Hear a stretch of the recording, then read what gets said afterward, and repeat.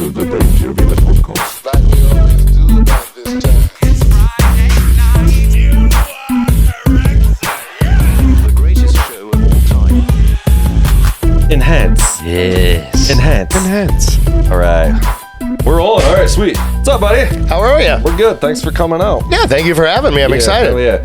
So the big news, boys, I'm sure you all heard, is the fucking Tyson Jake Paul fight's been canceled. Yeah, Or well, postponed. I don't know. What's the story? Well, Tyson's not doing it, right?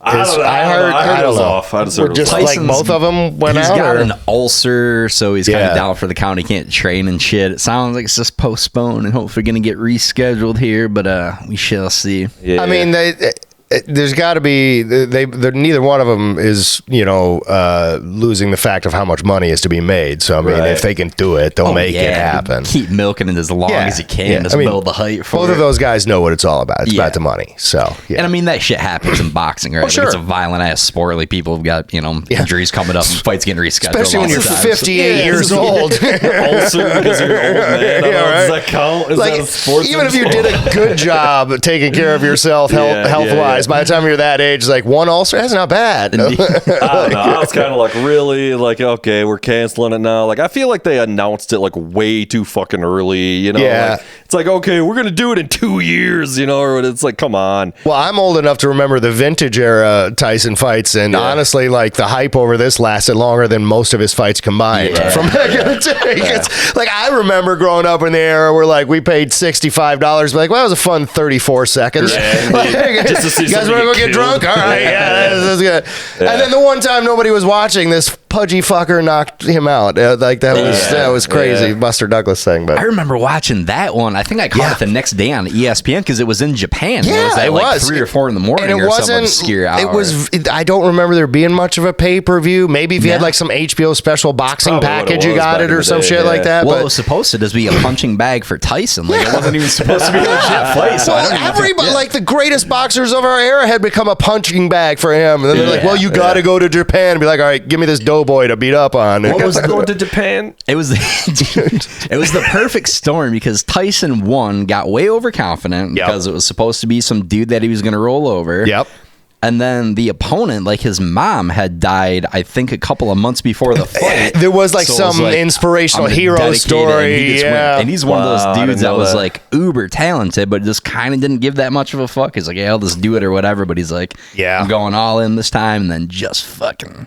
Yeah. And Tyson, I think, dropped him in the earlier rounds too. He if I did. He remember went down right. too. Yeah. Buster Douglas went down as well. It was overall a back and forth fight. Yeah, I graduated high school in '96, so like that was right in the height of when heavyweight boxing was still. Right. And then a few years later, I was managing at a B-Dubs in town, and I met Floyd Mayweather Jr. a few times before he was really really big. I mean, he was already pretty big, but The old pretty boy Floyd. Yeah, days pretty boy Floyd. before the money made. I mean, I certainly don't condone any of the things that's come out about him. All I can tell you is that my interactions with him, he was a very respectful guy. He took care of the bartenders, at the beat-ups I was working at. He kept his crew under control. They wanted to come out for a good time. They did. They paid their tab and got the hell out of there. And he sat there at the beat-ups on 28th Street in Kalamazoo.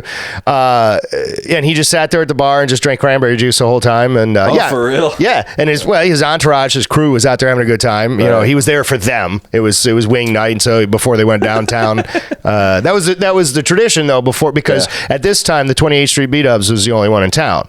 So before you go downtown, to go whatever you're going to do for the night, you'd hit that beat-ups up because it was like 10-cent wings at that point. Yeah. And and then the place just filled up because everybody heard he was in there. And, he sat at the bar and I was managing the place. So I was just kind of talking to him here and there. And then he signed like a small 5x9 picture for me. I still have that. And then by the end of the night, he settled his tab and then he looked at me. I remember we had 2 young ladies bartending. They're actually sisters.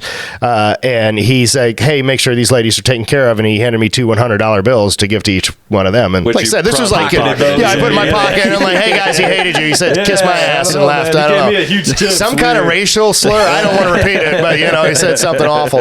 But no, he was really, and again, that was like in 2001 probably. So like $100 tip was fucking huge back then. Still huge. Yeah, still not bad, but yeah.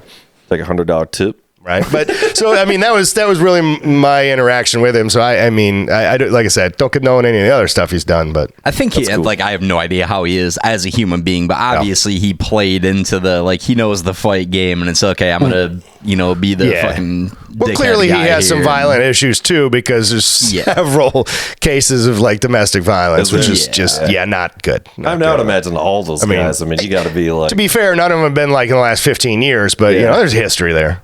For sure. Well, they had the mentality to go in there and get punched in the face and punch other people in the face. It's not like the button down line. It's not like you go home from your advertising job and then, unload. Plus, the other very real thing is the CTE and the brain stuff, right? Which turns you into a different human being. It does. It may be very violent, at times. For sure, yeah. But like I said, I think he's had a history of it earlier in his life, which would kind of indicate the latter. Hopefully he's understood, that's not appropriate behavior anymore at this point. I did watch the Fury Usyk fight a few weeks back. Heavyweight division's back. I've heard some of that. Man, it was thrilling. Goddamn, it was pretty sweet. To watch. I didn't watch the whole thing. I just watched a bunch of highlights, but it was pretty dope. I read about it. I didn't see it. He's 6'3". Tyson Fury's 6'9". It was just insane. Now, Fury is British, right? Yeah, Tyson, he's a British man. Yep. Yeah, he's got his accent. The Gypsy King. Yeah, he comes up, he's such a huge lad, and then he talks and you're like, I'm going to punch you in the face. He doesn't look probably not. Like he's in that great shape, which is crazy. Well, I mean, that was, but to what you were alluding to, the golden era of heavyweights, even Tyson, he had muscles, but he was still like a bowling ball with arms. He's a little dude, man. For that division, he's what's Tyson, 5'11"? Yeah, he wasn't that big. But a lot of those guys, that was back even in the time of Foreman was still knocking people out. That guy was certainly never, what you would consider athletic looking, even at his heyday. Young Foreman was fairly stout, and then he made that comeback when he was 45 after he went bankrupt. I think was the whole thing. So right. It was one of those manager fucked him over. My grill's not selling enough. I gotta get back in the ring. It was there's asbestos in my grills. Oh no! I just saw some new fucking Foreman grills. They're still selling them. It's still I believe it. I had one for a while. Oh, dude, I love it. Everybody 4 had iterations. I had the original, dude. I still wish I had that. I think I did too. I think I might have as well. That thing was shit, dude. It was really an all-purpose machine. It was really terrible, frankly. I mean, I put it through some work. Me too. I remember the day we got it. I remember we were just thawing out meat in the freezer at my dad's just to cook more stuff. Screw it. Thaw it out in the Foreman. That thing could take it. Just my scraping God. whatever cancer-inducing coating they have. The forever chemicals. Yeah. Oh, we were so naive. White trays that collected the grease. You just put underneath. Such a preposterous scenario. They were incredible though. For indoor grilling, you can't do. And for a panini. Oh yeah. That was gonna say. Yeah, you could do the sandwiches in them. You could do anything in those damn things. Did you hear a fucking Hulk Hogan story about that shit? You ever hear him talk about that? About the Foreman grill? So they George Hulk Foreman Hogan, and the Hulk wrestler. Hogan, They had the same agent. Brother. And fucking. I met him once. I have to tell you about that. They were trying to offer the grill to Hulk Hogan, but they couldn't get a hold of him or something. Didn't answer. He was not answering the phone. So fucking wait, on the infomercial or some shit? No. That would have been hilarious. This is Hulk. It would have been the Hulk Hogan grilling machine, not the George Foreman. Oh, they were trying to offer him. Give him okay. And the product guy. I was unplugging and going off the grid for a week. And so what could I possibly miss? I was working on me for a while. He misses it. He misses the opportunity, and so he ends up getting this blender. He's doing it. I remember that. He's trying to sell the Hulkamania blender or some shit. Yeah. George Foreman sold 400 million of these grills. I sold 25 of these blenders. Answer the phone, motherfucker. I met Hulk Hogan as a kid in the height of Hulkamania. Right. Wow. Because I was born in 78, so this was probably, I don't know, 80, 87, 88, something like that. Right. And I was 10, 11, actually it was closer to 90. I was 11, 12 years old. I was at my grandfather's house in Frankfurt, and I had to stay there for a week because of something that worked out with my parents, had to be places, whatever. And so, I'm going to go stay with my grandpa for a week. He was a cool old man. He realized 12-year-old isn't going to, whatever. So he rented me a Nintendo, and I'm sitting in there and just glued to the original Nintendo playing Super Mario World or some shit. And, I'm in my zone where I don't even hear anybody behind me. And kind of in the back, I hear my grandpa at one point go, "Hey, John, come in the kitchen. I want you to meet somebody." And my grandfather was always introducing me to his friends. You know, lived in the area. They were cool people and whatever. I'm like, "I'll be there in a minute, Grandpa." And he's like, "No, you need to come in here and meet my friend." I'm like, "I'll be there in a second." Then I heard, "You need to come in here, little man." And I'm like, "Oh, shit." And I just put the controller, because I knew that voice. You know, I immediately put the controller down, and I looked at, and Hulk Hogan was standing in my grandfather's kitchen. Well, as it turns out, the guy that lived across the street, who I had met several times, he was a former world-class professional bodybuilder who used to be like best friends and work out with Hulk Hogan out in California in Venice Beach all the time. So anytime Hulk would come through Indiana, in this small town area where my grandfather lived, he'd visit his friend. His friend knew that I was visiting my grandfather, so you should go over and meet my grandfather or my neighbor's grandson. He's a big fan. And then, I just kind of have it. That's awesome. Same grandfather allowed me for a similar situation to be in the movie Blue Chips in the stands in the movie. No shit. Yeah, that was also filmed in the same town, Frankfort, Indiana. That was Shaq and Nick Nolte, Anthony Penny Hardaway. I met all those guys. Nick Nolte, the chick from Dances with Wolves. Bobby Knight played himself in it. Dude. Bobby Hurley was in it, playing on the Indiana team. I got to Yeah, it was filmed in that small town. Well, my grandfather was a 3-time world champion horseshoe pitcher.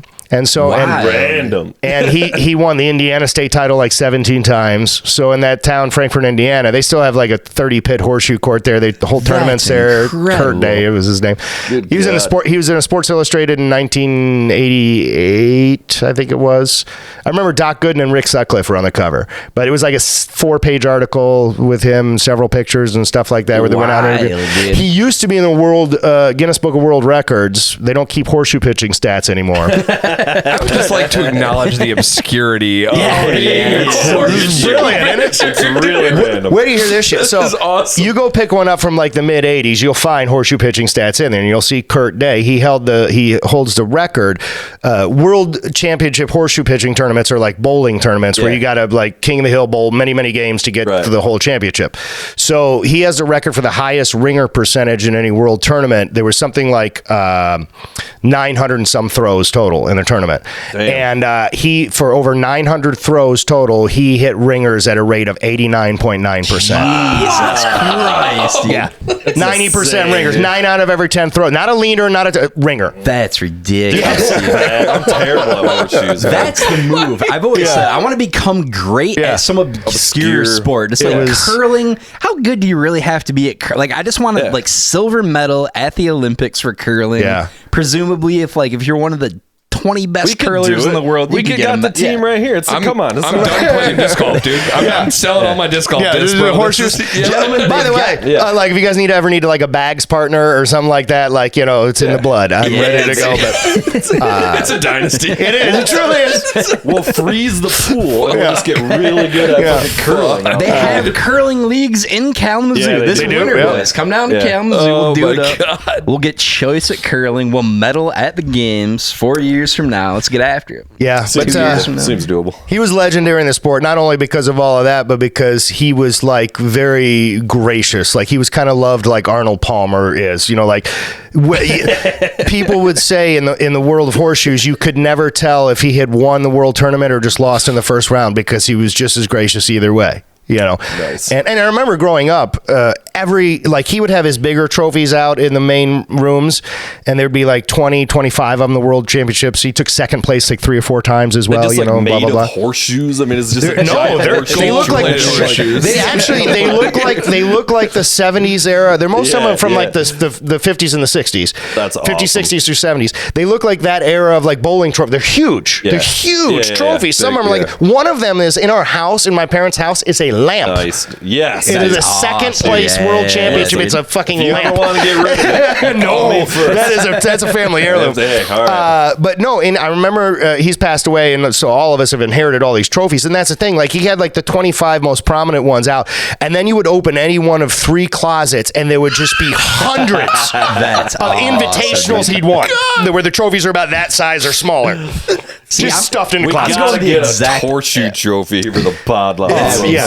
I mean, he won hundreds and hundreds and hundreds and hundreds of tournaments. It was incredible. See, I'm going the shit. opposite direction. Yeah. If I'm that guy, I'm talking mad shit what I'm throwing. So you got no fucking chance, No, dude. I'm wearing T-shirts of myself with my face on it, saying Horseshoe World Champion, Champ. I'm Horseshoe all Champion. in on that, dude. No, he was legendarily gracious, and as a man, I remember. I think I must have been early 20s when he passed away. So, I had quite a few years of memories with him. And, he had a horseshoe pit in his backyard, like a championship imagine, style, like not just a bullshit, like a full of. So, Yeah. I was around it growing up. He would go out to his horseshoe courts. Again, there was like a 30 pit memorial court that's still there. And it was there at the time he was alive. And he'd go out there to sit in the little clubhouse and play cards with his friends. And then they would goad him in. He had like 3 hip replacements. So at that time, he really couldn't do much anymore. But his old friends would goad him into, hey, go out there, and he'd be like, all right, fine, and he'd close his eyes and hit 6 ringers in a row, and everybody go nuts. Wow. It was one of the most amazing things I've ever seen. But yeah. It's so random. Any game you can play with a beer in your hand, I'm all in. Yeah. Well, and that's the Horseshoes thing great is, fun. Yeah. even with his hip replacements, like me and my cousins and I, they were all Indiana, these tall corn-fed basketball, players. Yeah. We'd all go out, and we'd be playing horse. We couldn't beat him because he'd go like 35 feet out and just be like, Right. splash every time, and like we'd be like, well, we're done, like if you did a layup, he couldn't do that, but he'd just be like from anywhere, Dude, I'm terrible at horseshoes though. I can't get like a nice arc going. Like I throw fucking worm burners, dude. It just is like it's this fucking line drive about fucking like a foot and a half off the ground. It's all about This guy's responsible for more fractured They're not shins frisbees. Like you gotta. I don't know what the problem is, dude. It's all about the rotation. It's just bad. It's just bad. Well, then this is high level. This is the last thing I'll say about it because I know that most of your. We're talking horseshoes all day. This is a horseshoe episode. Well, this is high level horseshoe nerdery, actually. So, in the world of horseshoes, there's really only 2 ways you could throw the horseshoe. You can get it turning to where, like, it's open most of the way on the way down because it's rotating like that, where the shoe is like this most of the way. And so, that's the higher average way to do it because, higher odds if it's open, you can get a ringer, But there's a reverse way. It's kind of like riding goofy foot on a skateboard or whatever. It's called the reverse 3/4 turn. And when you throw it that way, the horseshoe does not open itself up until the last second. So it's incredibly low probability. Okay. Guess which way my grandfather threw with all those ridiculous stats? It's like, the reverse 3/4 turn. And he just did it naturally that way. He couldn't explain why he did. He learned horseshoes. He was a World War II vet, went in through Italy, and then he came home, worked at GM, and they had a horseshoe court outside. So every time he went out on his break at the factory, he started and he just had an incredible hand-eye coordination, so he just naturally kind of became makes sense for like a World War type setting, right? Like, limited options, probably a hell of a lot of basketball courts over in Germany. Well, it wasn't actually. He didn't do horseshoes till he came home. He played baseball, basketball, all that stuff up until that point. But then when he came home, worked at the GM plant, they had horseshoe courts outside the GM. Okay. When they'd all take their hour break at the GM factory, they'd all go out and throw horseshoes. Right.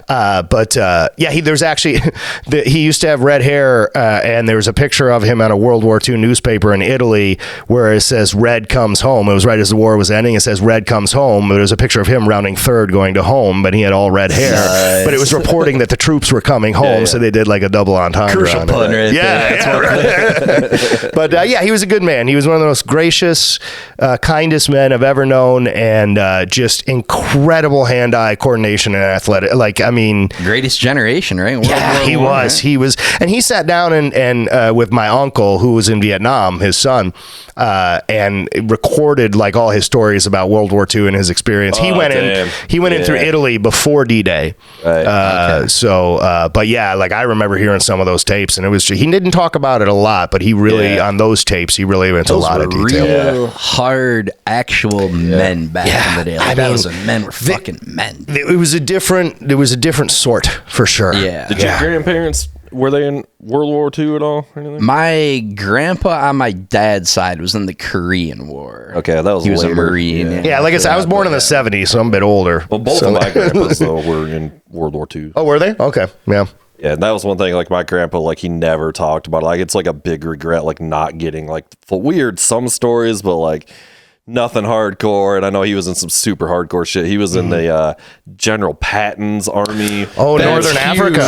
Northern Africa, yeah. Huge. And then he went in through the Bulge. And so, and they drove what they called a a half track, which is an armored vehicle. Do you know? But it's not a full tank. It's not a it's just got a gun basically. And the in it, armored vehicle, it's like the 12th division. It was like the Hellcats is what it's called, and that's like the armored shit's literally the tip of the spear. Yeah. So that they're the fastest, so they kind of and it's opens whatever, so like that's where he was, and that was his whole thing. So they came up through Africa, right, and then up through whatever. Well, they went through Italy as well. Actually, Italy, what my grandfather was doing opened it up for Patton to get up into Europe that way. Yeah. And then my other grandpa was in the Navy in the Pacific.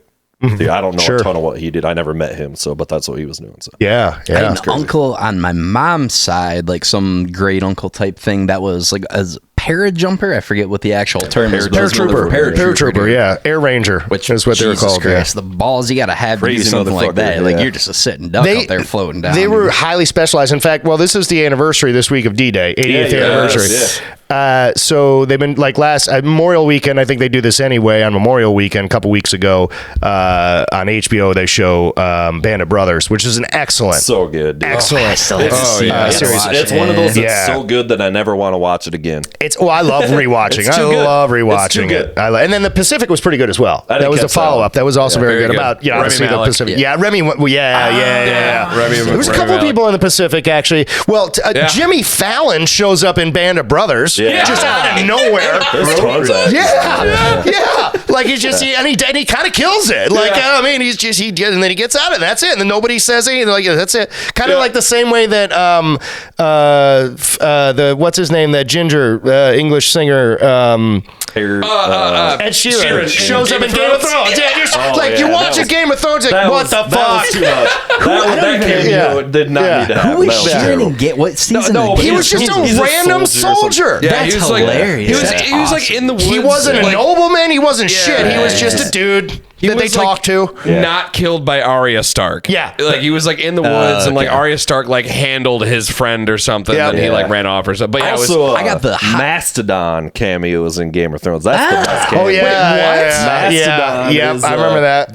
They're Northerners, because they're all they're Mastodons. So Oh yeah. They really went hard on the cameos. Yeah, I'm looking that up because this is. I was gonna say Band of Brothers, Easy Company. That they were paratroopers, Air Rangers. That's what they were. Yeah, that's their whole thing. Is you basically fucking jump in. Yeah, that was the whole. That was didn't Spielberg? That was like the continuation of Private Ryan. Pretty much. Well, it was more of a Private Ryan sparked the interest in the D-Day invasion, and then Easy Company was integral in that. But Easy Company was it's based off separate from the story of Private Ryan. Private Ryan's not a real story.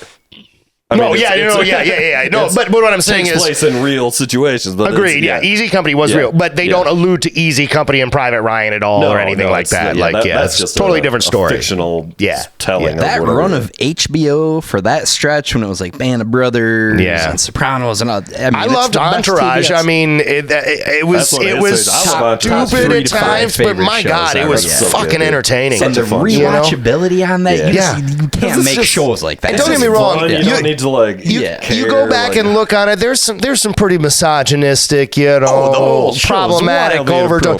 And then you look at some of the most problematic episodes. You're like, oh, there was 6 female writers on that episode. That's not, you know what I mean? Like, have you seen Sex in the City? Yeah.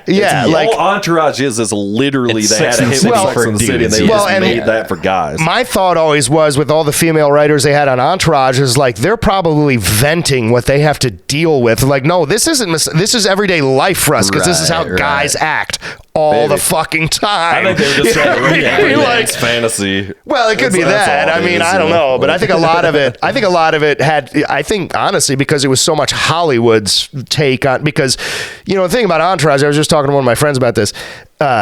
Other than the core group of characters, everybody in Hollywood played themselves as real people. Like they were doing their best to try to lift the veil of what real Hollywood is like. So when I saw the female writers, I'm like, I think they were trying as anything, try to be tongue in cheek about the reason people mock how misogynist the industry is because it really is this fucking misogynist. You know what I mean? This is really the way people are. I would argue too. And because their Harvey Weinstein stuff. Yeah. In Entourage, like they were basically like it's only a matter of time before this guy gets arrested for his shit.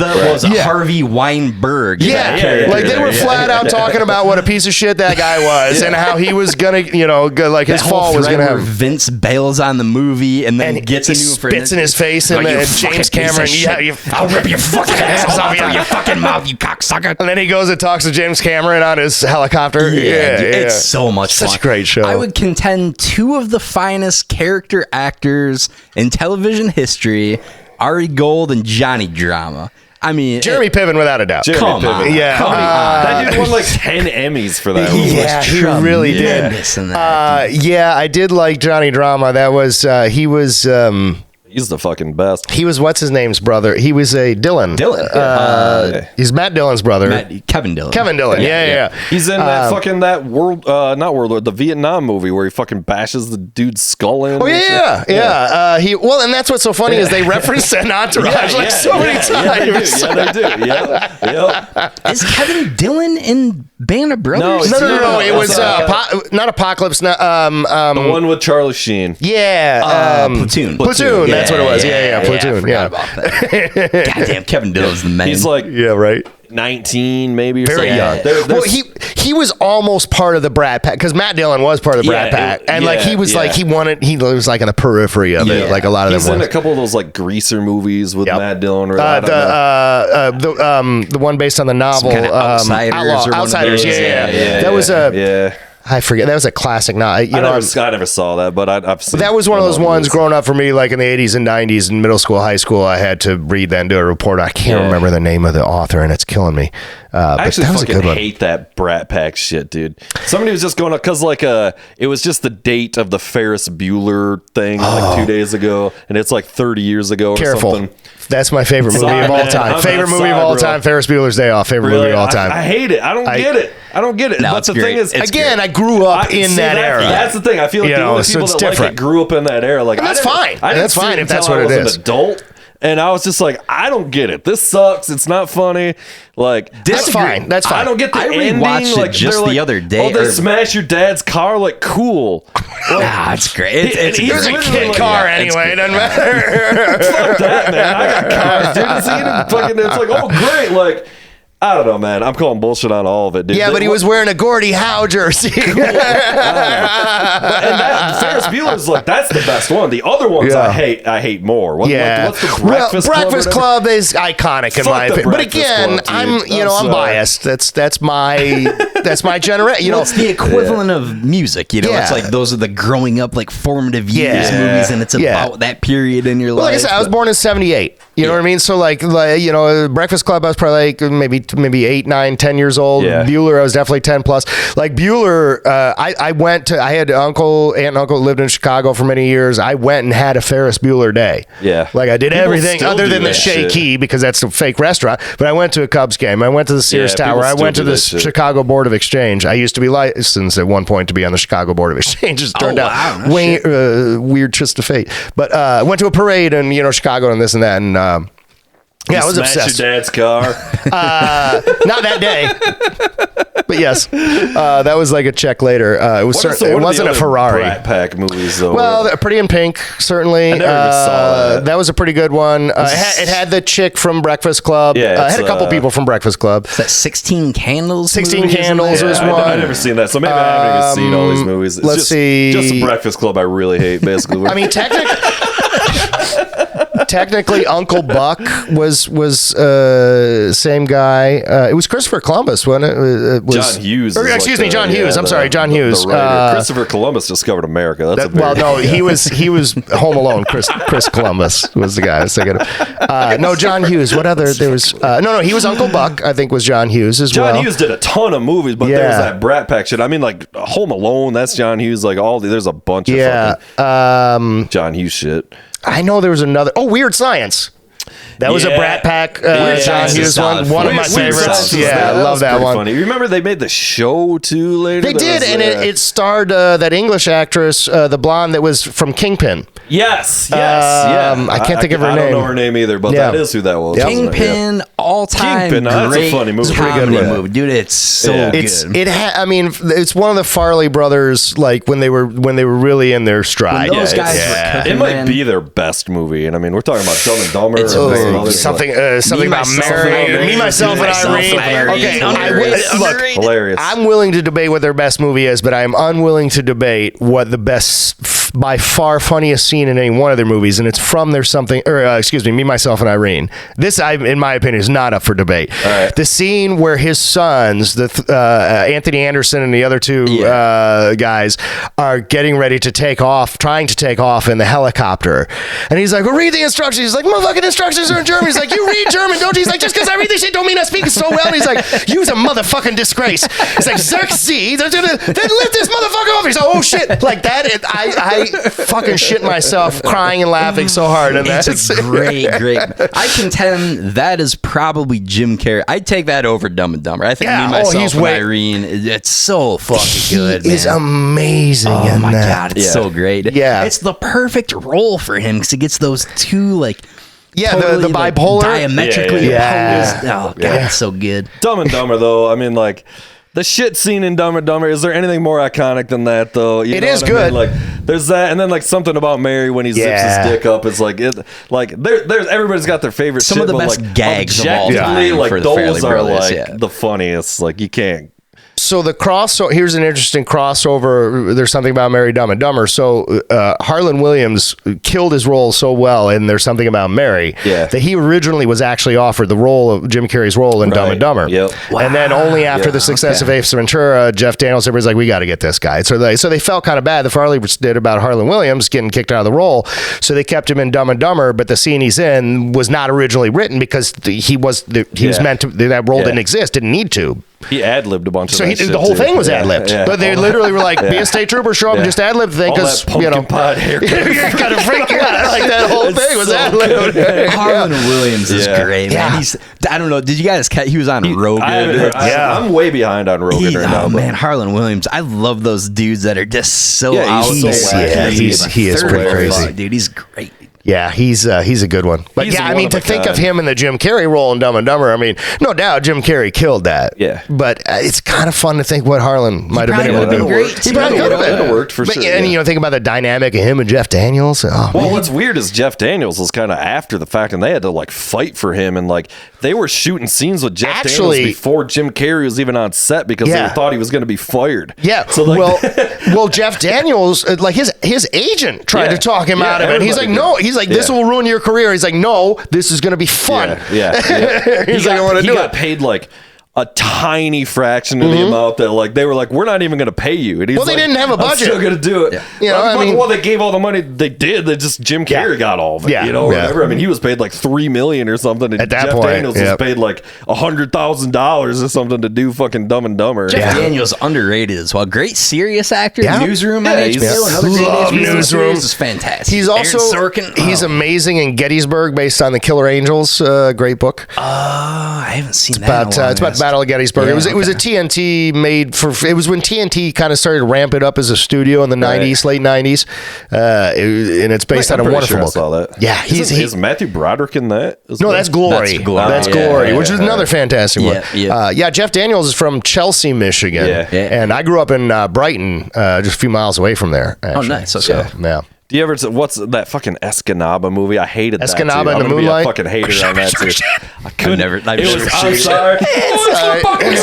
It was unwatchable. I tried, and I mean, I was high and everything. Unwatchable, dude. Just bad. I'm sorry. It's just all right. bad. I didn't mind it. The accent doesn't bother me. As a comedian, there's for whatever reason, I know the reason, but there's just tons of opportunities. To do stand-up comedy in the UP and like in northern Wisconsin, really, Minnesota, yeah, because there's nothing going on up there. Well, here's the thing about Here's the thing about it though. There's tons of opportunities, but it's only in the winter. which sucks. Yeah, it's an unfortunate time to be in the UP that's or all Wisconsin. just the locals up there. But that's the thing is they once the winter hits, they have nowhere else to go. They don't leave their town. So they're like, yeah, let's go into the bowling alley and see comedy. Like I performed on bowling alley lanes so many times. There's some really, really cool venues. Some in casinos up there too. Were bowling. Yeah, right. It's like American Ninja comedy. But yeah, like there's casinos up there that are very nice venues and things. But the thing about it is those rooms, they're always 100% packed. They're always sold out. Some of them seat like 150 people. Some of the casinos seat up to like 300 or more. Yeah. So I never would have thought of that. That's, once you're willing to get up there, it's well worth it. But oh my God, the accents. It's you just like it's unmistakable. Yeah, I mean, it really is a very unique. The UP is just a unique. Oh, you're a pretty funny guy there. Just junior Canadians. You're gonna be around tomorrow. We go out there on my shanty. We'll get some of them bike. My aunt's from the UP. Like that's real shit though. It really is. Well, and like I said, northern Wisconsin, Minnesota, all of it, man. They're all Canada essentially up there. It's Canada south. But yeah, it's a fun accent. I don't know. I like it. I've been around it a lot. Yeah, I mean the accent in the movie, it doesn't bother me. I just thought the movie just like. I didn't get it. I'm not gonna say it's a great one. It was all right. It was all right. Man, I haven't seen shit lately. I'm like way out of the loop on like anything new right now. It seems like I don't know.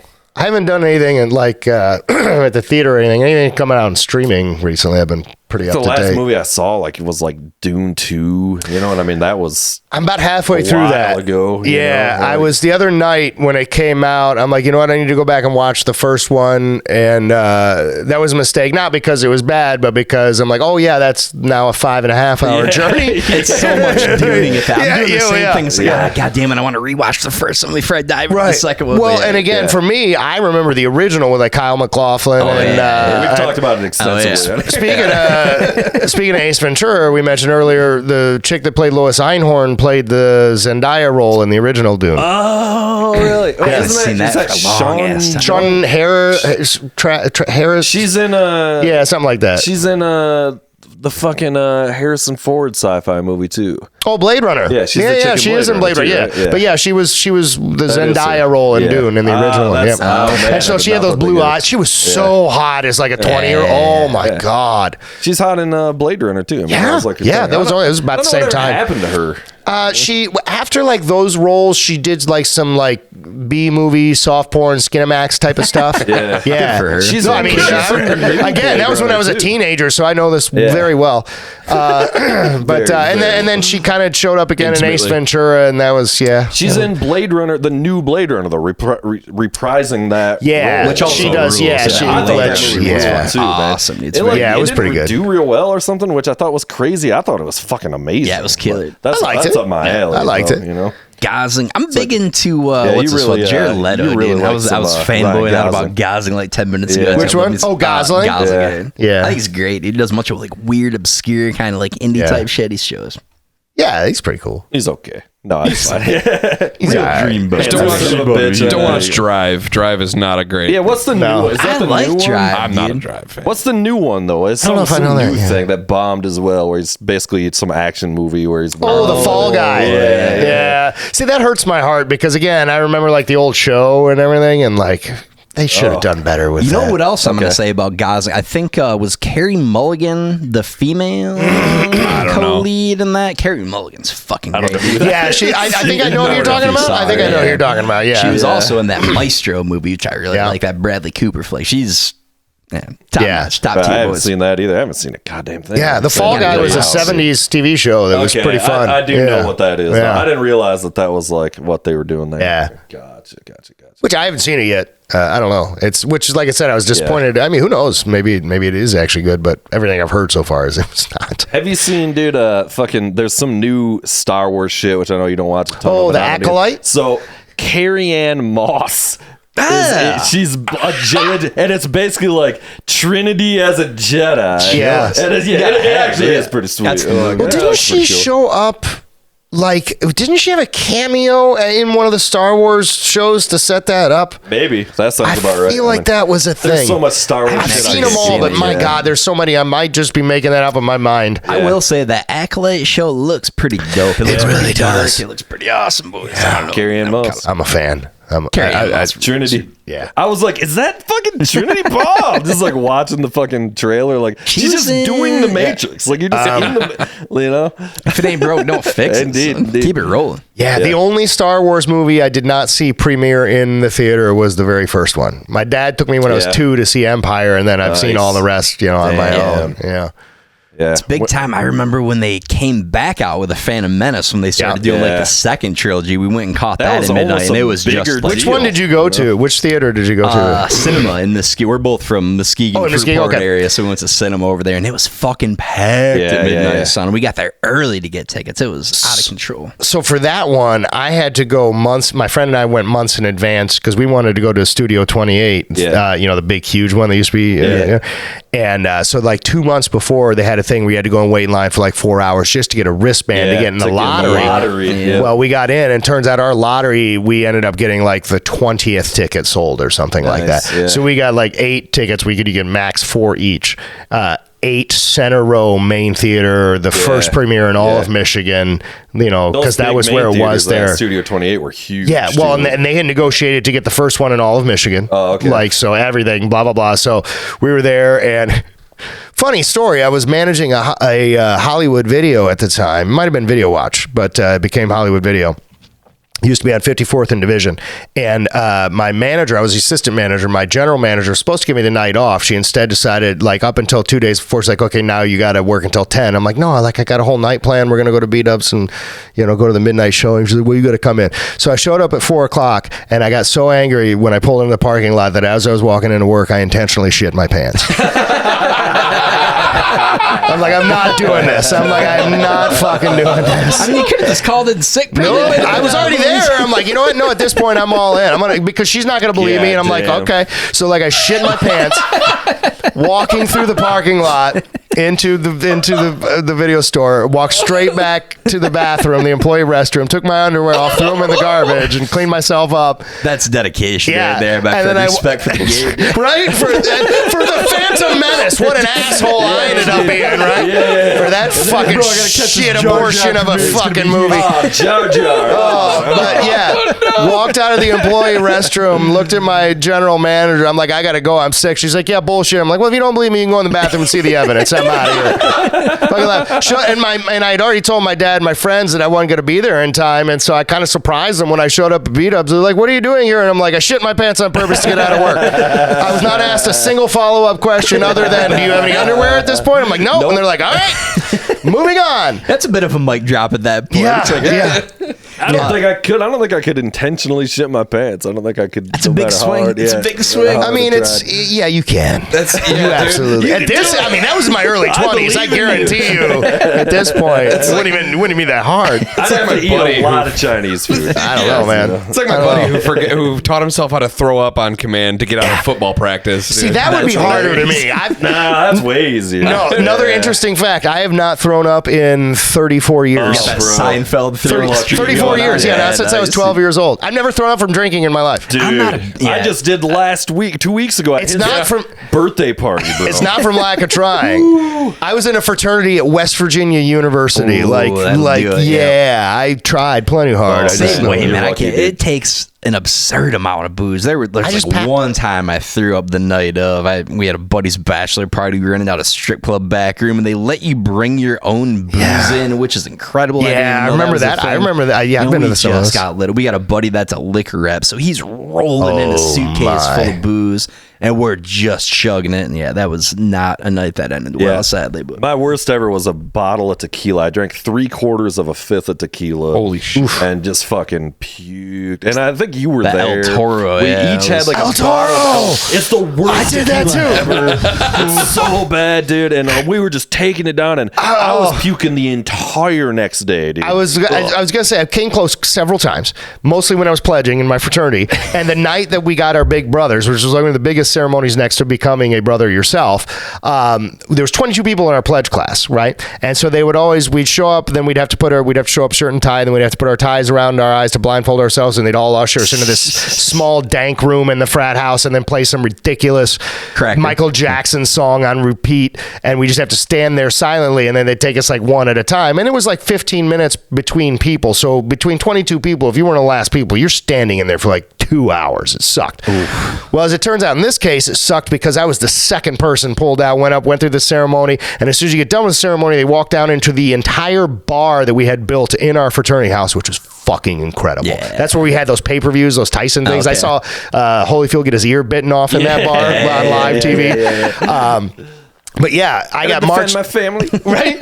So I got marched down there, and they find out, they have a keg of like Sam Adams, which they sprung for at the time, which was a big deal, and like all this other stuff. And then my big brother had bought a bottle of El Toro tequila. He's like, we got to finish it. Dude. But the thing is, because I was the second pledge taken, I was the second one down there for all the brothers waiting, and it was an hour and a half before my last pledge brother even joined us, and I was fucking wasted, and my last pledge brother hadn't even started yet. And then once we're all there, now we all got to start taking shots as a pledge. You know what I mean? And like Jesus. I had been subjected to that for the full hour because I was the second motherfucker taking it. After that, I think they're trying to back off on the hazing. Man, there were some and that's the thing, like, situations back in the day. Well, like the most 5 people die every year from this shit. Well, the most hazing thing that I ever had through Hell Week, through any of it, was definitely the drinking. But at the same time, our fraternity was smart about it. Like, if somebody had too much and they passed out, somebody watched them all night. Somebody stayed with them. Somebody,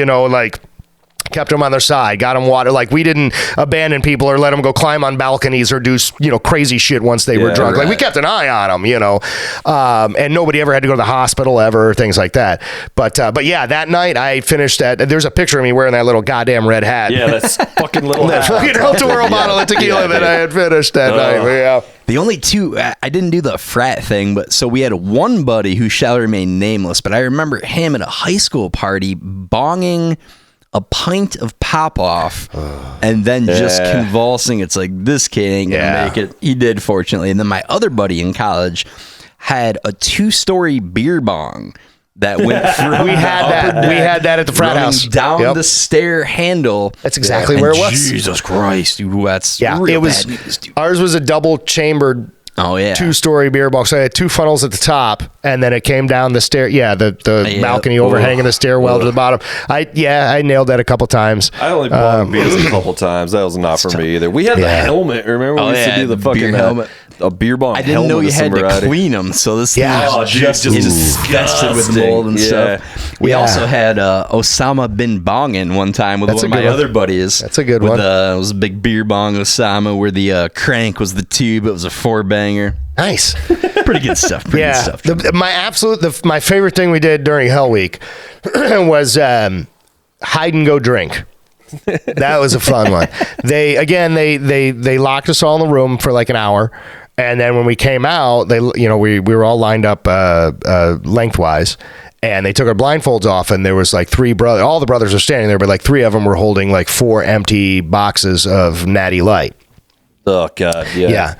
And drank a lot of that back in the day. And they go, all right, you have 1 hour. All of these beers are in the house somewhere. You need to find them, drink them, and bring us back the empties. So it's like an Easter egg hunt. Yeah. And they were warm, naturally. Natty Lights or Natty Ice? Remember Natty Lights? I do remember that. They were Natty Lights. They took mercy on us, I guess, in that respect. But yeah, and then it was just a free-for-all, like 22 of it. I think we did it in like 47 minutes or something like that. But yeah, 4 cases of beer, just fine. I can't believe you sounds like something we have to do around here. Yeah. It's basically, it's an adult Easter egg hunt. Yeah. Sounds pretty good. Basically, the case race was a big one back in the day. It's a 2-man 24 case of beer race. It's who can get down at first. We didn't do that specifically. One of the other things we did during Hell Week was the flying V. It's the same concept, but you have 7 people lined up, 3 in a V, and then 1 guy at the point man. Okay. And you put a case of beer at each end, and and then you just got to start, and like that guy drinks as much as he can, and if there's anything left, he passes along, and you just got to keep going until they're all finished. And like it's okay at first. But then once you get a few beers in, that poor bastard in the middle is just getting all the beers. Yeah. That, dude. Yeah. Guess who got to play the point man one time? It was fun though. We had my pledge class was pretty awesome. Nothing like the backwashed beer of 7 of your brothers. Oh, so much herpes. So much herpes in that pledge class. But the nice thing is like, you know, I've got like, you can't get like double herpes. So like I'm fine. I can share with anybody all I ever want to. You know, I'm good to go. It's kind of a binary yes no at that point. You know? It's the gift that keeps on giving. It really is. Like anytime I get lonely, it reminds me there was once a time you had human contact. I could never drink that much beer. That was what I was making. Even back in the day, I was always drinking liquor. Like you'd be amazed what you can do when you have a larger man with a paddle behind you. The whole thing sounds a little too homoerotic for me. It wasn't erotic at all. At all. I mean, maybe to some. It wasn't to me. I was not aroused at all. Yeah, that would seem to be a pretty strong impetus back. Yeah. Thank you, sir. May I have it? Right. I actually never got hit with the paddle. My big brother did, but that was like part of the ceremony. Paddling of the swollen ass. Remember that? It seems that everybody ever noticed. It seems an awful lot like the 1,000-mile journey. God damn, speaking of prime time, that was right in the sweet spot, man. That Stonecutters episode. Funny. God damn, that shit was great. That's the funniest shit they ever did. I was 10 years old when The Simpsons came out, which is how old Bart Simpson was. So, like, I'm 46. That's what Bart would be today. I grew up with him, and in fact, the first real victory I ever had over my parents, my mom in particular, where they finally just gave in and were like, fine, you can fucking have it, was Bart Simpson Bartman t-shirt. No. Like, she fought it for like the first year that show was on. Controversial. Super It's so very funny much. to think about, like, some comedian was saying, like, there was two types of kids. You were either the kids that could watch The Simpsons, the kids that couldn't watch The Simpsons. I guess where all the kids who couldn't watch The Simpsons went every night The Simpsons was on. Yeah. Over to the houses of kids who could watch it. Like, And it's like, they even did a joke about that in The Simpsons. Right. Yeah. When Itchy and Scratchy, when Marge got all pissed about Itchy and Scratchy, and she didn't let Bart and Lisa watch, so they went over to Milhouse's to watch it. It's one of the 3 funniest shows that initial run of like 1 through 10. After that, it can drop off pretty precipitously. The infamous Jump the Shark is the Seymour Skinner episode where he's Armin Tangerian. That's a funny. That was a great episode. It's funny, but that's when most pundits will say that the era started I to go down. through about like it was like season 13 or so. Like some of the funniest shit to me was like there was like wherever the fucking Scorpio episode. That's like 12. That's like Scorpio's 8. I think it's I think that's 8. Then I'm talking shit because that's what I mean, don't get me wrong. You're not wrong. There are some good. And I was just about to say, there's no doubt that if you were to say you had to pick, I mean, at this point, my God, it's almost 40 seasons. Yeah. So like to say you have to only pick a 10 season, that's still a small portion of the show. The early shit. Yeah, 1 through 10. That's absolutely the best they've ever done. For sure. Having said that, though, man, you go back and check in, even on the season 20 through 25, some of that stuff, there is some fucking gold in there. I don't watch it religiously anymore. Every now and then I'll throw it on because they'll have it on FX or whatever, and I'll just pop it on and see. And there's still some bangers in there. It makes you laugh out loud. Yeah, it literally does. Season 30, whatever the fuck. It's like, it's not consistently as good as it used to be, but they still have their moments. Yeah. For sure. It just got too wacky. They quit trying to like write stories and like. Well, it's just less character driven. They tried to turn it into fucking Family Guy, and it's just. I mean, even just to see, like I said, I remember from when it started, it was all about Bart. Everything was Bart. Bart. No, everybody else, like the other actors on the show, almost didn't even know if their job was going to be secure. It was just going to turn into the Bart Simpson show. And then now, it's fucking Homer is one of the most popular television characters of all time. There's a thing where it was only like 3 or 4 seasons in too, where it really started getting way more Homer centric. Yeah. Well, and there's never been an album or a song that's like do the Homer Man, but do the Bart Man charted. Well, of course, the B flats, the B flat, the B sharps. But that wasn't a real. But there was a real Simpsons jazz album. Yeah. My thing, and the Bartman was on it, and there was a bunch of other stuff. The thing that made Simpsons great back in the day wasn't the overt joke. It was the thing written on the bottom of the window that they didn't even allude to as they're walking past it. Dude. And then they started to make it so obvious and to slap you in the face, and they got very preachy about environmental stuff. And I used to say, like, the funniest thing would just be like Marge would just go. and it was hilarious. You know, it was like there was so much subtlety in it. And Even the time where like Homer, when he was about to cheat on Marge, and then he started hearing her going in his mind, and it turns out it was a floor buffer. God damn, I love that shit. It's so funny, man. Yeah, it was a great. I mean, don't get me started. The amount of Simpsons memorabilia in my apartment right now is embarrassing. That's cool. No embarrassing thing about it. You gotta wear that proudly. For a single Simpsons is 46-year-old man, it's it really like no, that's about right. Actually, now that I think about it, all of our humor is just like it's so rooted in the Simpsons. Like we say shit all day, every day that comes from the Simpsons. We don't even know we're saying. That's I from say the Simpsons, everything's coming up Millhouse 3-4 times a week easily. Like anytime something good happens, everything's coming up Millhouse. Probably the greatest ancillary characters in television show history. If you got to pick one, a lot of great shows out there with some great character actors. There's but man, so like many the great Barney ones, Gumbles dude. of the world, Seymour Skinner, so Principal funny. Skinner, come the fuck on. So you don't funny. get any better. Groundskeeper Willie, dude. Yeah. Nelson and fucking some of the other kids, dude. Fucking Ralph Wiggum. My doctor dude. said if I kept Oh my my nose God. out, I wouldn't have so many nosebleeds if I just kept my finger out of there. My favorite fucking Ralph line is tastes like purple. It tastes like burning. yeah. Oh man, that shit's gold. I gotta take a piss, fellas. We need to fucking take a quick break. No here. worries. I could probably grab that second let's get Miller another Lite too. We'll get another drink spill not? here. How's it going over there, buddy? Welcome back, everybody. If only you knew what happened in that break. Ooh, my ass feels like a pincushion. I'll tell you Revisited what. some of those frat boy games or Yeah, a rousing game of cracker. So, and I was that's, the loser. and Spoiler that's why alert. they call me Johnny Big Nuts. So what's happening in the world? I've not been caught up on. Boy, I'll tell current you what, events. man. These days, there's so much division amongst us. We've got the Yes. right, we've got the left. Where does one turn to get the true, unadulterated news source of what's going Yes. on? The unbiased opinions, Yes. the untainted. And so really running out of steam here. I prefer non-tainted things, to be honest with you. taint joke as well. It's Jardiance. Just look that drug up. You'll get all the taint jokes you need. It's fucking mind-boggling. All right, let's fucking hit the sound thing and let's do the goddamn bit. Wait, this is a bit? I did not agree to any bits. My agent on the phone. Dangerville Podcast presents News of the World. this thing 88 times. One more time. Dangerville Podcast presents News of the World. You're so fired as a producer. I like it. You're so That wasn't even me, dude. I just checked everything. We're good. The axe has to fall on somebody. I'm sorry. It's Where's B-Dub when we need him? I'm never doing this again. Let's get shit on. All right, boys, let's see what we got up on the docket here. First up, rowdy resort town bans penis costumes and blow-up dolls, gentlemen. Yes. well, now that seems un-American. So it is indeed, ironically enough, a resort town in Spain. Communist bastards is Right? attempting to calm tourists' rowdy bachelor and bachelorette parties by banning blow-up dolls and giant penis costumes from being worn in public. I mean, if I was in Spain, I wouldn't want to see a Spanish penis either. I'm not gonna lie. With the uncircness and whatnot. I mean, who knows? It's off-putting to be sure. For tourists still hoping to visit a beach town where dressing like a dick is encouraged, the Jersey Shore continues to welcome all comers, gentlemen. Yes. All right. I'll allow it. That's good. It's One of many Simpsons because of the sound bites there, ejaculation, right? Yeah, it's Okay, precise. that's okay. I get it.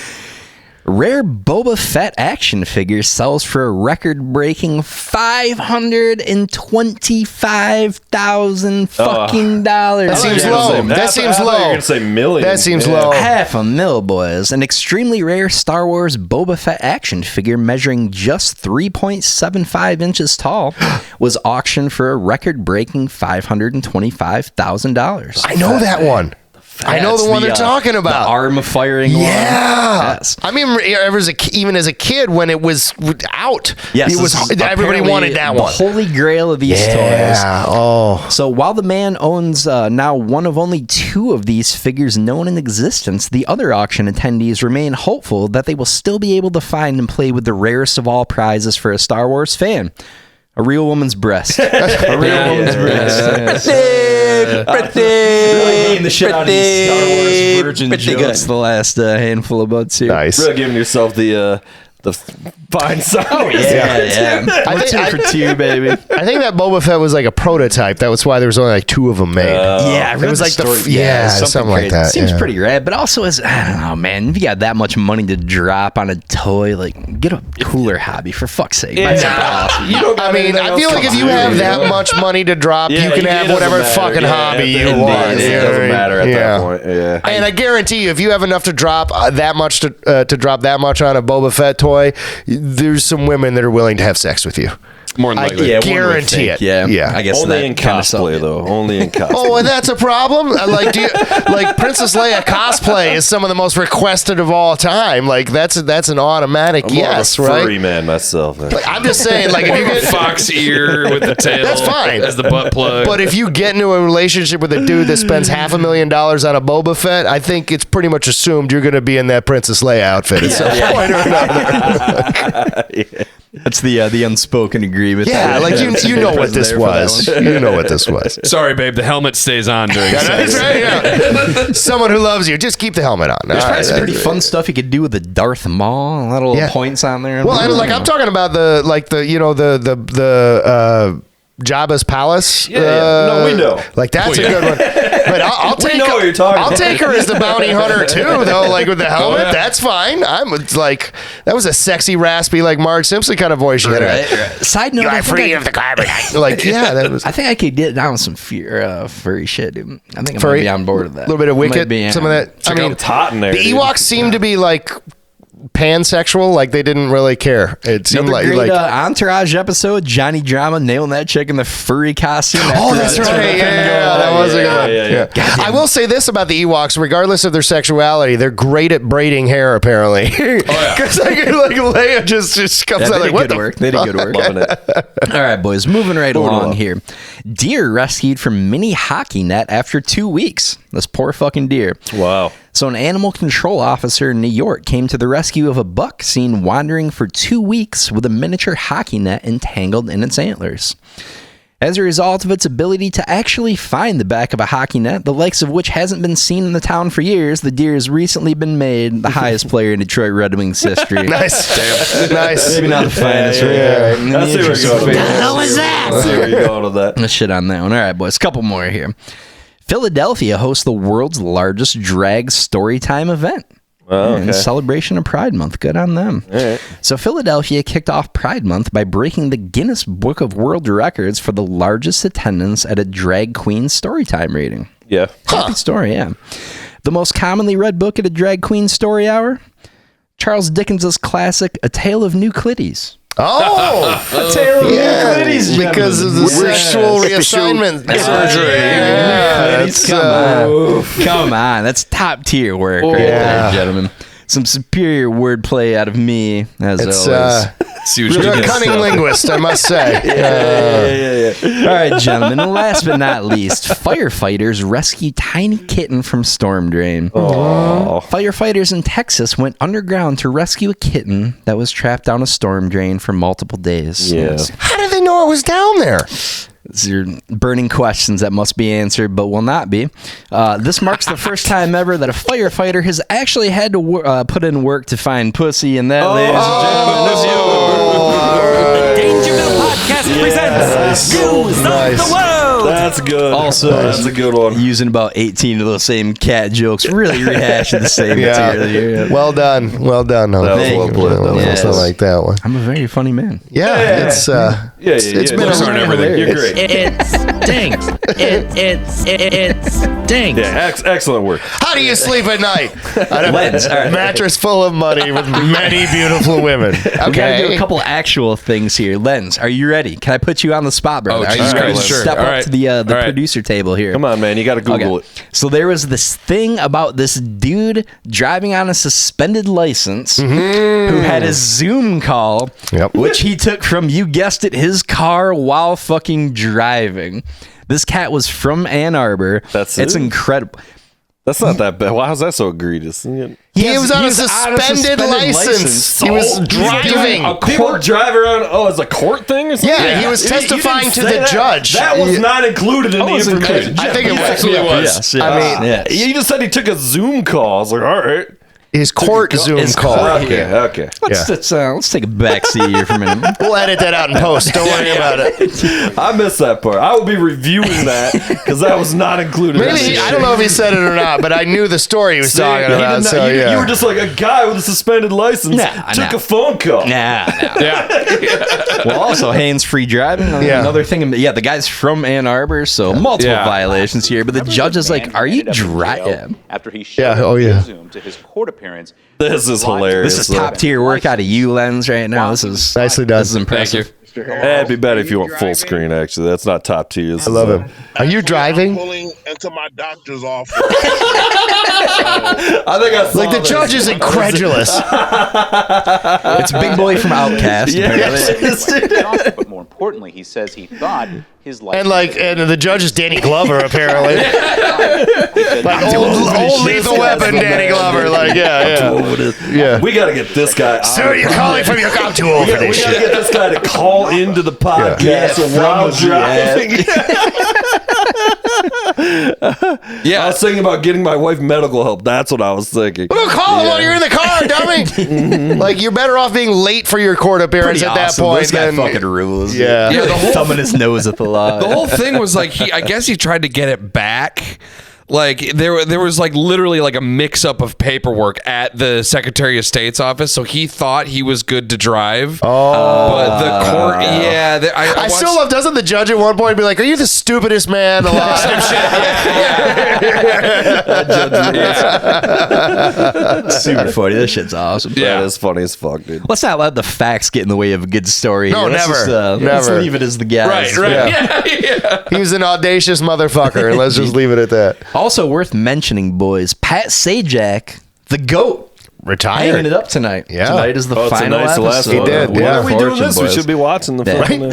Missing out on a momentous piece of history. Right? I remember Johnny Carson's last episode. That was pretty cool. Damn. Yeah, that was a little bit before my when time. did Carson, like early 90s? 92, I'd say. 91, maybe. I sort of remember it happening, but like I didn't watch it. Well, for my family, it was an event because that was actually as a stand-up comedian. That was my first introduction ever to what stand-up comedy was Johnny Carson on the Tonight Show. Most people's probably. Well, and for me, you know, like when I was like 4 years old, it was like 82.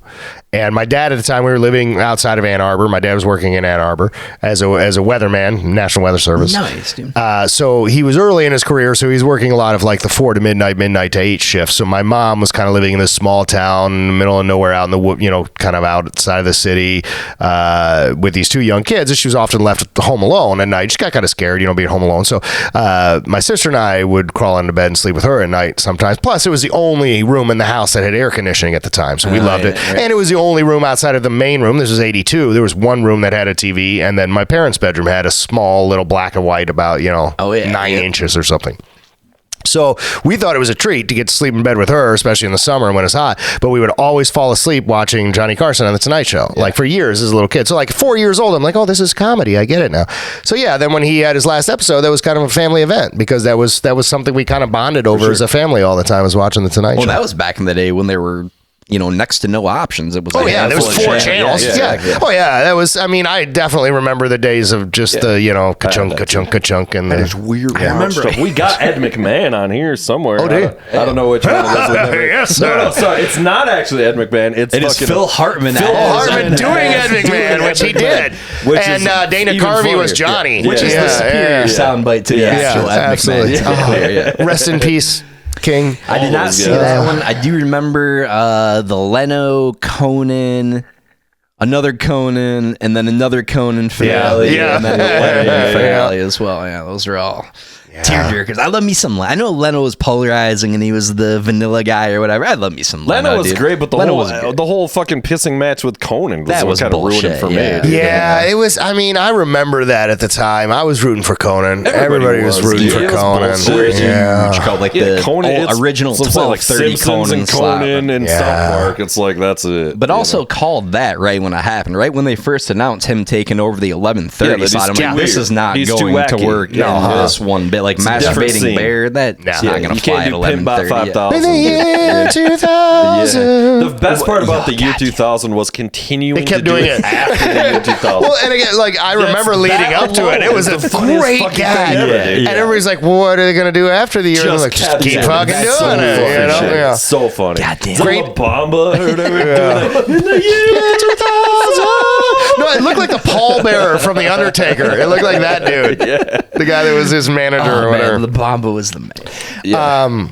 Conan's new show on HBO. We talked about it already on here once, but if you haven't seen it, it's fucking glorious. It's so funny, man. I have not seen it. I've heard some good things. I've been meaning to check it out. Unfortunately, it's only like 6 episodes deep right now, but like it's super fucking funny, dude. It starts off with this fucking Werner Herzog is the intro. You know that guy that makes all the documentary with the voice is that crazy dude. So he's like doing. It's like him. It's so like meta. It's like him basically introducing it like it's one of his things, but it's just like it's Conan and it's I don't know. Yeah, I mean, I kind of from being a longtime Conan fan. Yeah, man, Conan in the fucking 90s. Like all of late night TV in the 90s. Even the Arsenio Hall show was fucking great. Oh my god, like so many like, and there it was the second golden era of late night interview style shows and late night variety shows in Living Color, Saturday Night Live, Mad TV. I mean, my God, I mean, it was Kids in the Hall was there for a while. MTV even had a show called The State for like 2 seasons. That was just all you know, stuff like had one of the funniest lines of any one of those sketch shows I'd ever seen in my life was the MTV show The State. If you remember, they had the recurring sketch that was probably their most popular was I want to dip my balls in it. It was just something stupid. This guy would just show up to a party with 2 balls and be like, what have you got? I want to dip my balls. I know that guy. That was not the funniest single thing. They had this sketch about this stupid stoner kid in high school, and he kept getting caught by the principal because he was too dumb to hide any of his shit, right? And there's one point he gets called into the principal's office, and they're like, Glenn, we have a problem. We searched your locker and we found this. We're like, would you like to explain? It's like a ½ ounce of weed. And he's like, would you like to explain this? And he's like, that's oregano. It's like, it's an awful lot of oregano, don't you think, Glenn? He's like, well, I hope so. I paid $200 for it. That's a good line. Okay, this is random. Do either of you guys happen to remember this show? I think it might have been on MTV, was why I'm bringing it up. It had Michael Ian Black, the other weird Michael guy, and then a third guy. I think it was called Stella. I want to say it was the name of the show. I kind of remember that. Like one or two I think it was. Yep. Among the weirdest fucking things I've ever seen. Yeah. Very dry, very weird, very funny from what I remember. There was some great, like I was just talking to somebody about this the other day. Liquid Television. Liquid Television. Fucking MTV. About that. Aeon Flux, dude. Yes. So good. I want to fucking Well, that's how Beavis and Butthead started too. Showed up on Liquid Television late at night one time. And it was like a short or something. As was Simpsons for that matter. Well, I was on the Tracy Ullman show, but as a short. Yeah. Exactly. But fucking that Aeon Flux shit, dude. Like, I want to fucking just get like super baked and just watch all those originals. Yeah, it was fucked up. That's the guy that did Rugrats. Yes. Yeah. Yes, I do remember hearing that. Yeah, he was amazingly talented. Aeon Flux he talks about it. Well, he actually talks about it in the Animatrix. Yeah. So he was saying, that's right. He did one of those, and he was like, he's making all this money doing Rugrats, you know, and big show, right? And he said he wanted to do something that was like the polar opposite just for him, and that's why Aeon Flux, everything is super long, because everything in Rugrats is super squat. Yeah. And so like just his animation style, and then, you know, obviously it's just like the craziest, randomest fucking hardcore shit, you know, or whatever. Yeah. And she dies at the end of it. That's the best part about it. Spoiler alert. Yeah. Spoiler alert. There's no story even. It's just like the weirdest fucking like, dude, that shit fucking ruled. Yeah. They made a movie about that. And then they see it with Charlize Theron or whatever. That's who it was. Yeah. I know. They looked terrible. It was way too after the fact. It was like 20 years later. And again, it was weird. You can't have, that's the whole point, is there was like no plot. Like, don't write a plot. No. Those old, really weird, dark, intense, like R-rated, so to speak, sci-fi animated things back, like heavy metal and shit. You got heavy metal. So Heavy Metal 2000 was that was all right. I don't know if I actually saw wasn't that. terrible. Wasn't terrible. Heavy metal. Oh, the original is something. crazy. That B-52 scene. Great South Park episode with that. With the huffing the cat. There you go. The catfish. So awesome. My daughter's tremendous jugs. That was a good one. That's that fucking that new Zack Snyder shit, which I tried to watch. All right, what's that new Zack Snyder movie? You guys know what I'm talking about? It's on. It's like a very current. The Star Wars type thing. Yes, but it's Rebel Moon. Yes, Rebel Moon. Yeah. No, I haven't watched it yet. So he's saying that Rebel Moon is him. He's always wanted to make a live action heavy metal. He's like obsessive. Okay. And so, but there's 2 Rebel Moons, which I find this to be very interesting, and I like how he did this. There's like the PG-13 one, and then like 6 months later they released the hardcore one, which is like it's like rated X basically, or whatever. It's like, if that's still a thing, whatever the fuck, whatever beyond R is, nowadays. But you could hang dong basically. It's supposed to be way more hardcore. But did you guys watch Rebel Moon? No, I watched the first one, but not the hardcore I got one. 10 minutes. I couldn't even get 10 minutes in, dude. That's what I've heard. I haven't watched it, but it was Ferris Bueller's Day Off bad. Okay, see, now we're gonna have to agree to disagree on that. It is essentially a Bush League Star Wars mixed with 300. He also famously did 300, which is great. I love 300. But it's not good. It's fun, but it's terrible. It's really cheesy. Like the acting's bad. The dialogue is just bad. I was like, I can't watch this. And then there's the second one now too, because they did like that's the back to back. Yeah, which but I the actual watched. part 2 in addition to the okay, like actual like sequel. Yeah. Gotcha. Yeah, I might check it out. I don't know. It's just it's exactly what you think it is. I'd like to check out the hardcore one. I should have waited. I was like, I want to watch the first one and then see, because I kind of like Zack Snyder. Like Watchmen is fucking badass. Like 300, sweet, that is good. Yeah. So but it's also like that has source material. I mean, he just made 300 verbatim, like every scene in the comic book is just, so it's like, okay, it was already great, all you're doing is just kind of like animating that, transferring the art form, but like him like writing, I don't know who wrote it or whatever the fuck, but like it ain't mean, it's based on historical events loosely. Not the Rebel Moon. That's what no. 300. It is. You haven't heard yet, but it will. So I'm a time traveler from the future. What I'm telling you is it is. It's not your history, but it's someone's history.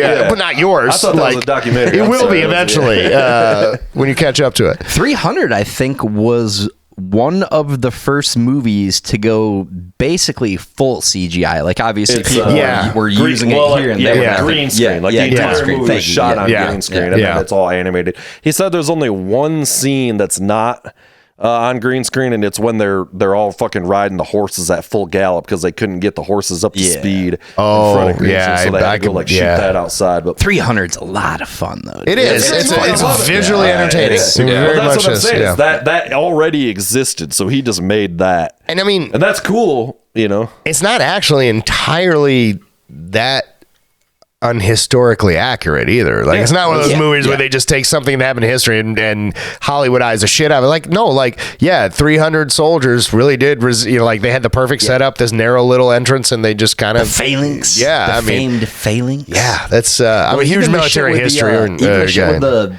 visual, the seer lady was all a real thing too, where they just went in there and got baked as fuck out of whatever the hell was coming out of the ground. See, that's what I'm saying. It turns out they have now found out, the Oracle of Delphi. That's what we're talking about. They've now found out scientifically, because that site still exists. They've done geographic and chemistry studies. Geological studies, I'm sorry. Done some real sciencey stuff to... They went in there and got high. Well, what they found is that sniffing that fucking fissure of gas. Where the throne sits, there's natural gas, methane coming out. So, she was just hallucinating. Like, that's what the Oracle... All the Greek stuff, and obviously Rogan beats this up to death, but they were all tripping balls on some kind of pseudo-LSD type tea. Well, but like in that case, they didn't know that they were huffing methane. It was an odorless, colorless... They just thought the person that sat in that throne had special powers. Like, yeah, because if you sit in the throne, you're taking it straight to the head. I bet you they did. I bet you they knew what was going on. How could they? It's odorless and colorless. I think at least they realize that like this only happens when we're right here in this spot, and then those people then used that as essentially a form of power. But see, that reinforced their beliefs because they believed that only the person that was meant to sit on the throne had those powers, and they never dared put anybody else there to test it. I think that's what they were just telling people. I don't think I don't think that those people were. Look, man, I was there. All right. Yeah, no, I mean, we don't know. Yeah, right. Yeah. You know what I mean? Like, I can tell you the truth, but I can't.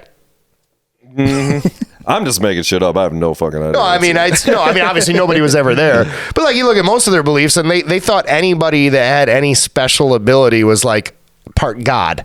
So like, I feel like it was probably much more of like, this is a sacred place. We choose who sits there. And the thing is, there might not have always, the gas might not have been pouring out 24/7. Right. So there was probably several times where she sat down. She's like, not feeling it. Come back tomorrow. You know, I mean, it all made sense in that context. It's like, this is a holy historical site, and when she, you know, I think. Well, I mean, my God, we saw people that traveled to Lourdes, fucking Minnesota or Wisconsin, because the Virgin Mary was viewed there years ago, and they believe it has healing powers. Oh, I don't know that one. I know a lot of those things. But. Yeah. There's several. I mean, there's places all over the world that people still take pilgrimages to because they think it's a healing and it's a holy spot. Yeah. Because somebody got healed there once. Fatima or whatever else. Fatima. Or yeah. People take pilgrimages to the music shop in Ludington because they have a guitar that apparently has Jesus on it. There you go. The Jesus potato chip, you know, things like that. Yeah. I mean, to be fair, I've seen Jesus the guitar. shreds, dude. Yeah, Jesus fucking shreds. He does. But doesn't hold a candle to Petrucci at the end of the day. What will our AI? No, I mean, to be fair, nobody does. These are the things our AI overlords will be making fun of us about in like 300 years. But these assholes were worshiping this fucking statue. I just saw this thing, and I think there are several companies doing it, but I read this whole article on this AI company that's now essentially offering a service. It's not a download your consciousness thing yet. We're obviously not there, but it's basically like, if you know you're dying, you can answer a bunch of questions, do voice samples, all this shit, and then they will take that and essentially have like a virtual you for which is now the voice stuff is intriguing to me because I've seen, speaking of like Netflix and stuff that's come out recently, a lot of the documentaries that they're doing now, especially, you know, historical documentaries. There's one that just came out on the Nuremberg trials and, you know, and a little bit of Hitler and stuff like that. It's like 6 episodes, and it's based primarily on this author. And I've seen a couple other documentaries do this where it's based on a you know, one primary book by an author or, you know, or some journalist's work or something. And but that journalist has since passed away since they've made this documentary. Oh, I know what you're so talking about. They recreate his voice, reading his or her own diaries and stuff. Yeah, people because they have his actual voice, and then when you hear them go from his actual recording to the, you can't tell a difference. I know what you're talking about, and I don't remember, but it was like real controversial. Like people like in his family and stuff were like really upset about it. Well, there's some other doc. I don't know if it was this one, but I heard there was one where they did that. It was like the first one where they did that. Recreated, and it was like like the can. Oh, I know what it was. It was George Carlin. They did it. They did something with George Carlin where they reproduced a set of his or something with AI voice. I don't know what it was. That's probably all over. The big controversy right now, though, of course. Well, there's a couple things. This fucking Scarlett Johansson was asked to do the voice, like her role in her by the ChatGPT guy or whatever, and she said no, and they still did it anyway. But this is happening like right now. It doesn't sound that much like her. It seems like bullshit. I mean, I don't know. I haven't listened to it, so I don't know. But I mean, they're saying like they all these voice analysts or whatever the fuck, you know, are like running shit, and they're like, yeah, it's definitely like it's gonna get really sketchy because we don't have laws for any of this shit. This is all uncharted territory. Does the trademark copy, like, does any of that shit apply? It's like a whole new world now. I could tell you from my own experience, we didn't have laws for the internet when the internet happened. We didn't have law. I mean, that was in my lifetime. I remember when the internet started to happen and people were like, what are we going to do? When Lars Ulrich's the voice of reason. But, you know, I mean, for the most part, figured it out, you know. Music is stealing. I'm not gonna worry about lies. That's maybe the worst look. That's pretty. That was more wood than I mean, honestly, that's pretty much. But yeah, like they struggle with it when radio came out. They struggled with how to regulate it. When TV came out, they struggled with how to regulate it. So I mean, we'll figure it out. Have you guys followed any of this? This is more maybe in my world, but the big controversy right now is with Adobe, the software guys. Have you following this at all? The Photoshop, where they're like, we can use anything, and if you don't sign this, you can't use our program. Basically, so I just had to update. I mean, literally, this was 2 days ago. I'm balls deep into that's how I make a living. I'm all over it. You'd sign in. It's like we've updated our terms of service. Okay, no big deal. That happens all the time. You can't use this shit until you click, of course, I click OK. I don't read about anything. What they're basically saying now is not only can they watch everything you are doing in Photoshop and assuming their other software, Illustrator and whatever, they can watch it and so they're basically taking everything you're doing and feeding that to their AI machine. Not only are they doing that, but they also have language in there that basically says they own and can use anything you produce in there. Wow. And I mean, it's like basically like, I mean, it's a big fucking deal where they're like, this guy, CEO needs to resign. Everybody's jumping ship. I mean, like everything in my world, I'm just seeing everybody being like, what's the alternative to Adobe? We're out. Yeah. And like people are just like, and I'm looking at it too. I'm being like, and I've been preaching Adobe. I love it. I always tell everyone it's the best one of the best produced suites of software that's ever been made. It all interacts. It's amazing. And the shit you can do with it's amazing. This podcast is made with it. Yeah. And I'm just like, this is fucking bullshit. Yeah. So not it's like, all this hey, if you try to make money, guess what? We own it. Yeah. All this proprietary, hilarious material all owned by Adobe at this point. This shall not stand. It's such a drastic overreach, though. Yeah. Like, if you are licensing the software, what you produce with said software is yours. Yeah. This is that's fundamentally it's ridiculous. Absolutely preposterous. And I don't think, I mean, there's such a huge pushback already to that. I don't think they're gonna like get away with it. Essentially, I think they're going to be like, we're gonna lose half our customer base right now. It's Adobe's try a new Coke. Well, they're gonna be like, no, big mistake. Go back to the old way. Sorry, we're so sorry. But to have the balls to even this the biggest middle finger, just fuck you, we own it. And apparently they're saying that all the like upper management that's been there for a long time and all the like high end like coder guys that have been there from the beginning that actually make all this shit, they are like guys are like resigning out of it. It's like the CEO. It's like the guys that are like the big wigs that are just about making money. Yeah. And so like the main guys are like, there's a bunch of people like there's like resignation letters all over online for like, I've worked for Photoshop for 20 years. I've written all this code and everything. Ironically, it matters not because with the AI they are training up, the coders are rendered basically useless. Yeah, but still though, these guys are just like, it's good on them for getting real. the fuck out of there. You know, I'm out. So. Yeah, the audacity of corporate executives should never ever be underestimated. Yeah, exactly. It's I've had my own share of experience with it. It truly is shameless, and it sounds like one of the the man and this and that, but it's really come on though. I was vice president of investments with JP Morgan for like 7 years, and that's my brother. It's gross. Is it really? Yeah, what's his name? I'm joking. My dad and my brother both are JP Morgans, but who are they? Nobody's, just some guys. That I might have worked with them, dude. No, I'm joking. Oh, okay, all right. JP Morgan, the giant bank. They're the names. I got it. All right, yeah. I worked there as a investment advisor and stuff. Yeah, it was. I loved helping my clients. I hated being in the industry. I got to imagine that's a pretty dirty world. Yeah, there's sharks. Wall Street. It looked pretty sweet. Oh man! See those kind of scenes are real. Like those motherfuckers are crazy. Like those salesmen. Like there's so much cocaine, so much finance bros, dude. Finance bros are the worst. And I've never done cocaine once in my life, but I was, I was a finance bros guy. Are the new finance bros. Yeah, they're the same fucking guy, dude. But yeah, the funny thing for me, so like, I mentioned before I worked at video stores, stuff like that. Before I got into finance and stuff, I'd always been a cinemaphile and watched a lot of movies. And so I had seen the movie Boiler Room And it is Matt Damon. And I remember when I watched the movie the first time, like I had no knowledge of finance experience or anything, but I was smart enough about following a movie and like, oh, this seems like they're doing some shady shit, right?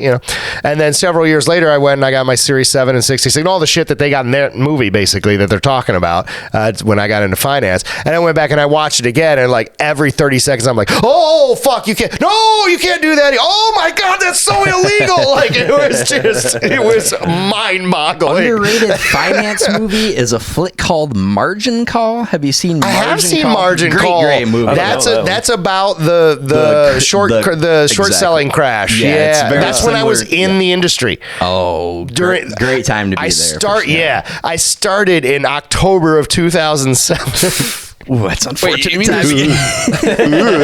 Yeah. So thank you for that. Yeah, right. A lot of my clients' accounts went up after I took over, coincidentally, because they were already in this fucking basement when I got them. You're Tim Dillon for sure. That's a tremendous call. You mean there's more than one movie about the 2008 housing crash? Yeah, I know. Right? That's a good one. There's another great one. It was made by HBO. It wasn't like out in theaters or anything. I forget what it was called, but it was about the bailout of the banks, and Bill Pullman was playing Jamie Dimon from JP Morgan. I love me some Bill Pullman. I love him too. I love him. And I was working for Jamie Dimon at the time, who was like kind of my hero, the boss of my company. So I'm watching this, and so there's a great scene where him, Jamie Dimon, the head of JP Morgan, like the head of Morgan Stanley and all the banks, go in and talk with the government, and they're basically trying to negotiate the bailout because like half the banks are like, look, we're kind of really don't need the money, but we also understand that if you guys don't put some money in the system, people might freak out. Yeah, like just for confidence, you got to do what you got to do.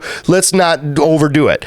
And the government advisors fuck it up so bad. Like they walk in and they fuck it up with these CEOs and what they propose so badly that they walk out and one of the CEO from Citibank looks at Jamie Dimon and goes, well, we really fumbled that one. He goes, no, we didn't fumble that. He's like, we fumbled it. We kicked the quarterback in the nuts, shit in his helmet, and then made him eat it. like that's how bad that went. It's like just Bill Pullman's in that. Bill Pullman is the one guy who I can stand behind for president. Dude, he's dead though, isn't he? No, that's Paxton. Yeah. Isn't I thought Bill Pullman died too, man. Not yet. No, that's a common. That's just his career. His career is over. You guys sure, man. I'm in some fucking Mandela. Lens, can you? Come on. I mean, unless it happened today. Vito is pulling it up right now while he's in fucking Barbados or whatever. I'm sitting over here like to me. I'm over here like I just talked to him yesterday. I think he's still alive. Like Bill Pullman, the American actor. No, he is very much still alive. Oh yeah, yeah. Still crushing it. Pullman rules. Dude. Are you looking at his dick pics right now? Because you said that. Like, shut up. You said that like, oh, this guy's very much alive. He's still hanging life. He's alive. He is vibrant. Alive. I mean, I think we can. Bill Pullman's probably got a pretty tremendous crank. I imagine. I mean, I don't care how big it is. It's the best of the however big it is. I'm under at 7 inches, and I'm feeling very confident in taking the over. Are we gonna get to see it? Like you pulled that up. Like, well, it's funny you should ask, boys. Turns out it's 7.9 inches. I forgot he just did that murders thing on Netflix. All right, that's fair. Do you think before he has sex with his wife or whatever, he does the fucking Independence Day speech? It's like that's the only way he can get hard. Today. I think he marches into his bedroom like, you will call me captain, not your. No, I'd go space. I'd go Spaceballs in a movie, dude. He does look like Ted Cruz. He really looks like Ted Cruz. Oh, that poor unfortunate bastard. Oh no. Yeah, I love me some Pullman though. He's good. Yeah, he is fucking great hilarious. Beard on Pullman. Look at the. He does have it. He's got an old man beard. Like that's. I get the gray beard, but it doesn't look like that. He's a handsome son of a bitch. The line of demarcation for a truly great beard, which unfortunately I do not have, is the fill-in right here. Oh yeah. You just have the total hair underneath. I do, but it's so light, it's kind of hard to see from a distance. But my thing is that like. Oh my god. Wow! Get Pullman's agent on the phone. Seriously, we got oh god! He just looks like a like. Yeah, damn. That's a man who's disappointed that he's himself. Yeah. Oh, That's every day of his life. It's like, yep, still woke up me. Damn it. Damn it. Not near as good of a beard, dude. No. Not near as, it's not near as fucking Is full of a Ted beard. Cruz the high heels guy that was wearing the big shoes? to No, look taller? that's the governor of Florida. DeSantis. DeSantis. Okay. He has little man syndrome. That's hilarious. I didn't know that. Yeah. Oh, yeah. He's always wearing heels like that. big platform got Huge. They're That's fucking hilarious. huge. Wait, seriously? Oh my god, dude, it's so funny. I guarantee you can find those photos. Oh, they're great. I'm working on it right now. Like And they Austin call them out. Powers style. And they call them out. like, It's like, no, these are appropriately sized orthopedic. footwear. Yeah, here's my orthopedic sport shoes. I have a like they're worse than the boots. They're worse than the vinyl boots that he was wearing. You wear Soaking in a Yeah. little bit, dude. Oh shit! Look at Where'd it him. go? Look at him. No! Come on. It's not even real. No way! Those are total. What? He's going to the industrial metal show after this. He's on his way to the Skinny Puppy concert. He's gonna go see fucking Those are just Static cowboy boots. I gotta get out here and go get some Faygo before the To be show. fair, those are just fucking. No, that's not the ones we're talking about, though. There's another pair that are egregious. Yeah, come on. Wait, go back. Oh shit! Fuck, hit that back button. What is that? Oh, there's some sort of like. They show him standing at Look at his Yeah. heels. Is anybody else marginally aroused by this picture? Not even a little bit. Oh, there he looks like the queen of the Wicked Witch of the West. It's so ridiculous. Soak him in a little like bit. somebody's gonna drop a house on him. Those are some real fucking. His toes are already half curled. Right? Good God. It's kind of a good look. I might have to rock some. I mean, honestly, anything, please. Just put something on. Nice. Just start wearing cowboy boots with shorts. Just like the boots. No, you know what? I want to see. I want to see short situations bad. I got half my ass. Balls are not I want to see.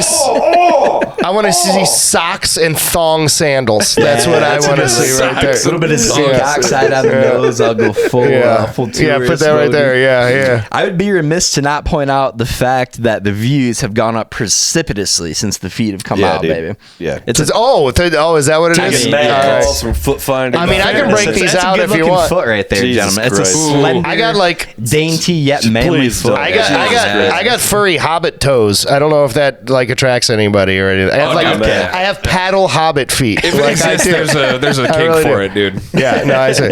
Well, the thing is, when I got older, like when I got to about 35, about 10 years ago, I used to be like a natural redhead, very bright red hair. And in fact, I still have like a Mason Ginger line where like everything from here on down is still very crimson. Yeah, thank you. But like everything from here on up has gotten like blonde and weird. And it's only happened since I grew my hair out. I haven't always had long hair. It's and the Dave Mustaine. It's weird. So it's just changed to this natural blonde. So I don't know if I'm a trans ginger or what. It's, He's doing material. Nah, a little bit. That's a shtick. It's well played. It's good though. Hey, I'll be at the Chuckle Hut all weekend, August 7th through the 9th. That's right. Still tickets available for the late show. where are you playing for real? Nowhere. Nowhere. No, I'm actually not a stand-up. I don't have. I don't know when these come out. Like, do these come out usually pretty quickly? Okay. I don't have anything. Wow. No, I don't have anything local right now. I'm doing some stuff. I got some shows going on in like Wisconsin. I'm going down to North Carolina. Let's see, what is this? June 7th. So I'm going down to North Carolina at the end of the month, and then I'll be going through. I'll be in. Let's see, the 7th, 14th, 21st, the weekend, 20th, 21st, 22nd, I'll be in Charlotte, North Carolina. Nobody in North Carolina is listening to the show anyway. I'm trying to think of when the next, like... We're huge in South Carolina. Yeah. I can't think of... I don't have any shows kind of in the greater Grand Rapids area. I will say this, though. You check out my podcast if you want. Yeah, we were talking about that a little bit off air. What's the story? What the fuck is it? Blunts? What? Okay, so actually, I forgot I was wearing this, in fact. Oh, yeah. Always do my Superman thing here. Actually, I forgot I'm wearing my own t-shirt right now. I'm not going to do that band thing. Yeah, I want to see buttons. In for a penny. This is an authentic Verlander jersey. I'm not ripping the buttons on it. So yeah, what we do is, like I said, I am a stand-up comedian. Two of my good friends, Denzel Whitehead and Jimmy Bain, also stand-up comedians. And so we all get together with a guest stand-up comedian, people you've had on the show like Tim Locke. We're trying to get Alex Plotkowski, some other people you've had. So we all get stoned. So you're taking all our guests. That's basically what I mean, after you've had them. So like, you know, so you got sloppy seconds. Yeah, that's kind of how we roll. Shout out to all those guests. So yeah, we all get stoned together, and then we read a fairy tale, and it's called Blunts Upon a Time. Yeah. Yeah. Well played. Some solid great. there. So yeah, it's a good time. We're on season 3 right now. We have website bluntsuponatime.com. You can just Google Blunts Upon a Time. Dang. We're on all major audio platforms, and that's why I do the shirt we do sell on our website: t-shirts, koozies, sweatshirts. God damn, we got to step the game up. Got to step the merch. We're a little low on stock right now. We might have some stuff on back order, but you can see it all on there if you go to bluntsuponatime.com. You can also get to our YouTube channel, all of the episodes from there. We're on season 3 now. We've got a few episodes out so far. We're hoping to we've had mostly like some local guests, like I mentioned, that you've had on your show as well. And then we've also been talking to Darren McCarty. He wants to come on the show. Nice. Most of the cast of Free Beer and Hot Wings wants me on as well. Kelly Cheese definitely wants to do it. She's, being a pothead, she wants me on there. But yeah, we've had a lot of fun. It's a good time. And we like I said, we've been doing it for 3 seasons now, so we're starting to get into some really weird fairy tales. Yeah, I was going to say, there's only I guess there's a lot of fairy tales, but... Oh, there's tons. Yeah, I mean... Yeah. Obviously, there's probably 15 to 20 that you would say are most recognizable. Yeah. But you think of the Grimm brothers. Everybody knows that they does it. One of their collections alone has like 200 fairy tales in it. You know what I mean? And then there's like Mother Goose, and then there's all these other. Right. So yeah, we've had a real fun time. I was alluding to this earlier as well. You guys are talking about something where you do trivia and you take it. So the way the show works is, like I said, we're all stoned, and then I actually act as the narrator. And I read the story. Nobody else, my co-host or the guest, none of them even knows what story we're going to be talking about until we start. So I find the original text from, sometimes it goes back to like 1500s. And some of these fairy tales they pretty much all are fucked up. Yeah. Like when you get those... Oh, yeah.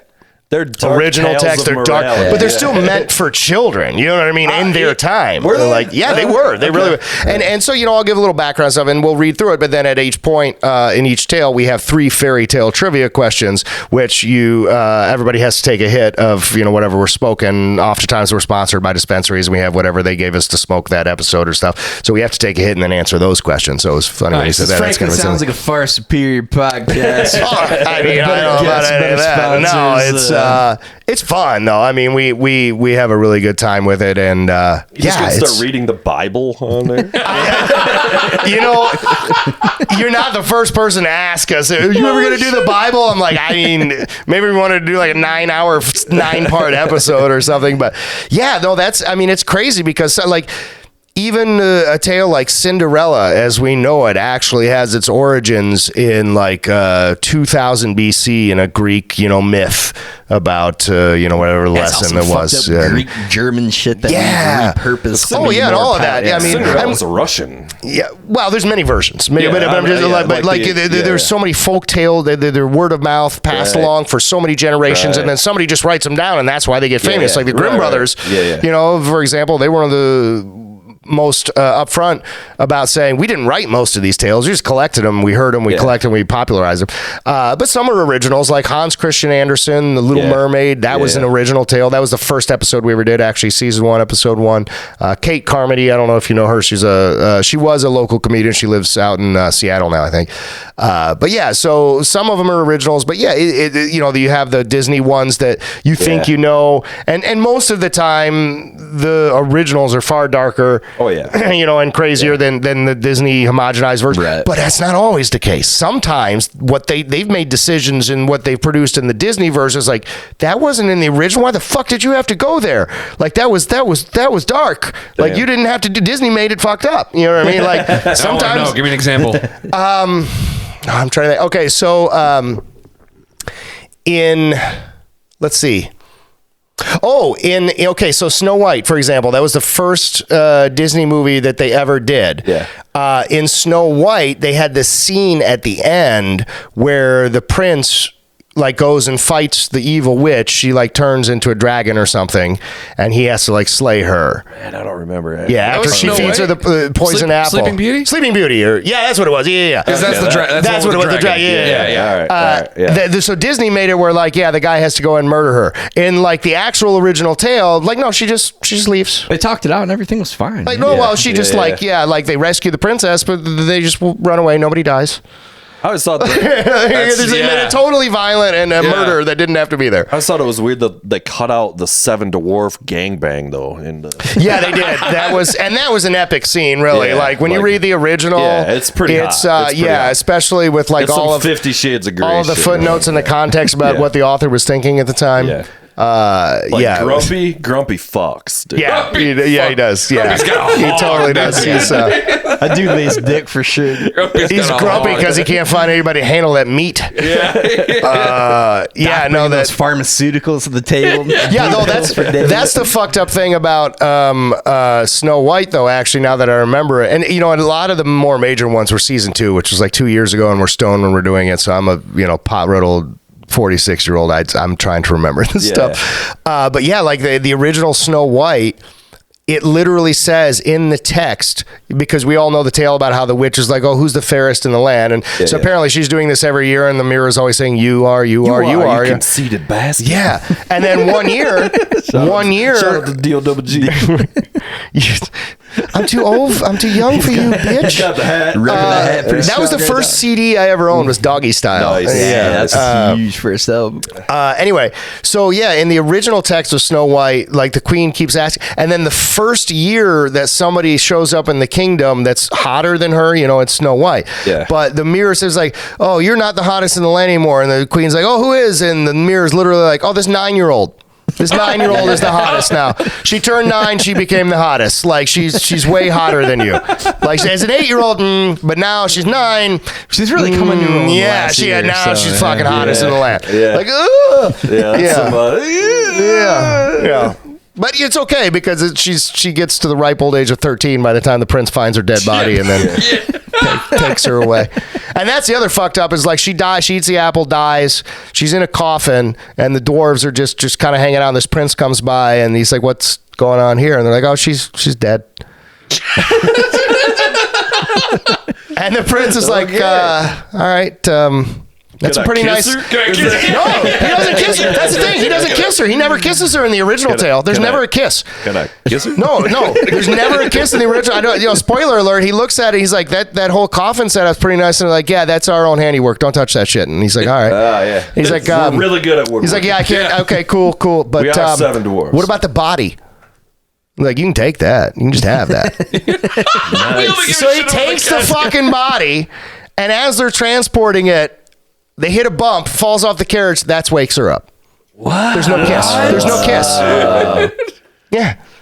Gee, that seems like a pretty. She's just like lightly asleep. Yeah. But they're like, hey, no, that coffin's our work. You can't, but okay. Dude, but you can have what's in it. You can absolutely have what's in it. Like, you guys aren't just gonna keep that forever, right? Like, yeah. And then like she wakes up, she's like, my prince, and then they live happily ever after somehow. Yeah, we're done with her. Yeah, we don't need her anymore. We built the coffin around her. We honestly, we just needed a body mold for a coffin. So we, an exhausted grumpy, just like, I'm all set. I'm tired of her shit. She will not stop singing to birds. It's annoying as fuck. She just lets any old witch into her house feeding her apples. Real quick, I'm sorry to do this to you, but it's got to be done, my friend. Lens, can you do me a favor? What do you need? Google a picture of the guy from Resident Alien. I don't know his name. Oh, Alan Tudyk. What? Thing? No, I've never been told that I look like him, but I know who you're talking about. Really? It's uncanny, yes. Okay. I guess I could see that. The fuck is Resident Alien? I never. That's a great show. That's a greatest sci-fi network show. I love me some sci-fi. Give me any cheesy sci-fi. He was Steve the Pirate in Dodgeball also. Oh, yes. I could kind of see it if oh, yeah. Okay. Now you said Dodgeball. Now I'm on board. Dodgeball, underrated. Great movie. He went the way you would have wanted. Yeah. They don't really make a Crushed by 2 Tons of Irony Hallmark card, do they? Yeah, okay, I can see it today. That is a great show, though. It's been phasing me the entire time. I used to get fucking but when I still had the red beard, the gay ginger from Modern Family. That was a big one. I watched some of your stand-up stuff. Yeah, when I had my red beard, I'm not kidding. Old, like middle-aged ladies would run up to me screaming in the mall. It was spot on. But it was so disheartening because and they get right here and they go, oh, because they realized that it wasn't him, and it just devastated them, and that made me feel good.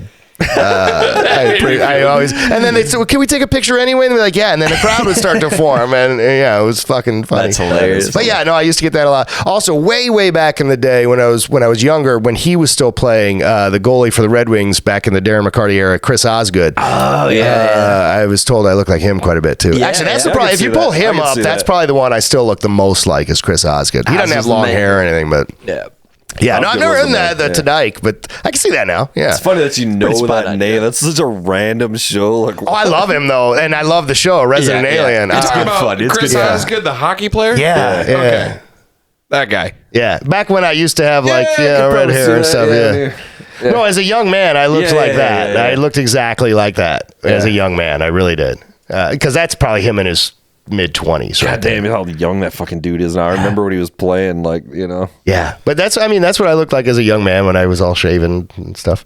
As a matter of fact, I had a picture. I remember one time I had a picture of him holding the Stanley Cup that I got for like Christmas. It was like, just Christmas present because I was a fan of him and stuff. It was like one of those ones in his goalie uniform, just up there a little with his helmet off. Like right there.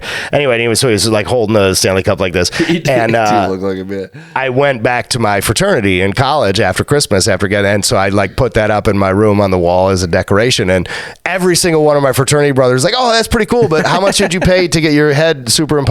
Like, I'm like, no, that's actually the fucking guy.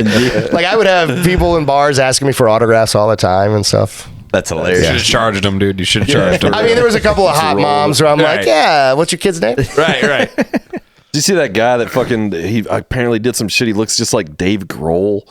You guys heard about this? Some fucking Dave Grohl lookalike motherfucker. Like, I don't know how true the story is, but apparently, like, some night the Foo Fighters played in town. He like went into some bar and like basically ran up some huge fucking tab. Oh no, that's hilarious. Convinced everybody he was fucking Dave Grohl and like partied all fucking night and just like bought everybody the whole bar. Just fucking shots. It's a dick move, but you got to respect. I mean, you kind of. And then left. Just totally fucking left. Like from the stories I've heard about that too. That's that's hilarious. Yeah. From the stories I've heard about Dave Grohl too, like I feel like if he heard that, he'd be like, "Yeah, I'll cover it. That's fine." Like, honestly, though, well played. I'm invested by the better man. You got to well done, sir. That's fucking epic as fuck, dude. Yeah. How often do you guys do the podcast, and when are we coming on it? Yeah. So, two great questions. Well, first of all, we probably do separate episodes for you because that's too many. I mean, it's a lot of people. That's a deal breaker. Sorry. Well, we're gonna have to fire somebody, one of my partners, then. So that's take one of your people off the show. Yeah, of course we'll do that. I mean, I was trying to double promote your show, but hey, if you guys don't want to do that, that's fine. To get like us too. I mean, you move mountains to make it fair enough. The show has kind of evolved over seasons. Season 1, I believe we did, I want to say 13, 14 episodes, but we were only audio at that time, and we were literally just recording it with like a bubble mic sitting on a table. Yeah. And we were all kind of crowded. And some of those episodes we had like 5-6 people, and it was. It was crazy. But I learned how to be a sound engineer through that process and really, get into that. Then season 2, after we released all those episodes, we kind of developed a little bit of a following. We had some friends and other people that kind of got behind us, and so we formed an LLC, started the business officially. What is this developing a following you speak of? This terminology I'm unfamiliar with. We found a couple of rich friends, let me just put it that way. I mean, very generous people. Yeah. But they believed in us, so we formed an LLC and we got some investors, raised a little bit of cash, so had a little bit of a budget. So then we were able to kind of build the studio as it was. So then with season 2, we had added the YouTube channel, got a camera, got individual boom, mics and all of that stuff. And you can even see in season 2, like the first episode on YouTube on video, we just have like a blanket fort. Like blankets in the background. And then through a few episodes into what we are now, we have kind of like more of a background wall, kind of like what you guys have and things like that. Dicked here, by the way. Just like, we formed an LLC. We got investors. We got a couple silent partners that have been integral to Fairy Tale Smokers LLC. If you need to invest or advertise, you can. Nice. Note to self, start an LLC. Yeah, it's really not that hard to do. It's not that expensive either. Yeah. But like I said, I used to. Sponsored by LegalZoom. Right. And like I said, I have a lot of business experience. I worked at JP Morgan. I had a lot of business clients. And then I ran some restaurants for a while before that. And so, I had some experience. I knew it really wasn't all that big a deal to do all the crucial money laundering skills needed. Oh my God! Seriously, I actually, when I was at JP Morgan, I got recruited by Homeland Security to be on their counterterrorism money laundering task force. Jeez, they were seriously. Wow. Yeah, it wasn't that as cool as it sounds. It was like a nerd account. It was a nerd accounting job. I was not going through like Quantico training and shit. I was not going to be like fucking John Wick. But no, they were recruiting a lot of financial advisors. Again, this was like 2007, 2008, not too long after 9/11. They were recruiting a lot of financial advisors because the primary, like 99% of our training and what we have to know to pass those licenses, Series 7 stuff, is how to spot money laundering. That's all they train you in, is like, this is what is an illegal transaction. This is what is that. And so, they were scooping those guys up to be like, hey, just go and look at these transactions and tell us which ones are suspicious, and we'll go and get the terrorist money. So but I didn't take it because like at the time they're like, oh, we want to. I'm like, cool. What does it pay? They're like $45 a year. I'm like, no. I'm like, I'm working at JP Morgan. I don't make that now, but at the time it was a lot more than that. So I didn't want to do it. But it would have been cool, I guess. A dope story for the ladies, though, for sure. I work at counter-terrorist task force. I can't get into specifics. Now I own a company called Fairy Tale Smokers LLC. Tell dick jokes to strangers. About Snow White. The mighty have fallen. Right, but it's cool. Like I said, we have the website. We have some merch. We have some stuff that we sell. And you can get to, and then, season 3 with YouTube, which we've done 3 episodes now we've released on season 3, and I think we had like about 15 on season 2 again. We're trying for 20 for season 3. Nice. We've got 3 we've released, and I think we have about 4 or 5 in the can right now that I still have to edit and whatnot. Badass. So, what's the YouTube? Just search Blunts Upon a Time. Once Upon a Time. Yeah, I forget it's Blunts Upon a Time, like 2719 or something. I don't know. But if you go on YouTube and just type in Blunts Upon a Time, you'll find it. And if you're in a random town in North Carolina, you can see you live too. Yeah, that'll be, that's like I said, in a couple weeks, I'll be in North Carolina. And then, there you go. There's, Corey Harris in the corner remains. Nice. Yeah. Badass, man. We've got some other promos and things. So you can kind of see the studio that we have set up there and everything. Nice. It's kind of fun. All kinds of weed memorabilia. Yeah, well, like I said, we've had a few people, send us things. I actually have my paddles from my fraternity on the wall there. I think it's in that scene. There it is, just off to over my right shoulder. On that one, you can see my 2 paddles hanging on the wall. The thumbnail moves as soon as I put my mouse on it, but. Yeah, with that one down there. But so it's kind of cool. Well, sick, man. I think we'll probably fucking, you guys want to wrap it up? Anything else we got to talk about? Anybody else got anything on their mind? Here. I would like to get high. Yeah. I mean, well, on that note, based on everything I just said, I too like marijuana. Well, thanks for coming out. Yeah, thank you guys for having me. This has been a lot of fun. Thanks to the producer, Josh. Josh, thank you, Josh, so much. That's awesome. Russ, or Lens. Right. No, this has been a good time, fellas. All right, thanks for coming, bro. Hey, peace, everybody. Peace. Have a good one. Have a great time. Bye.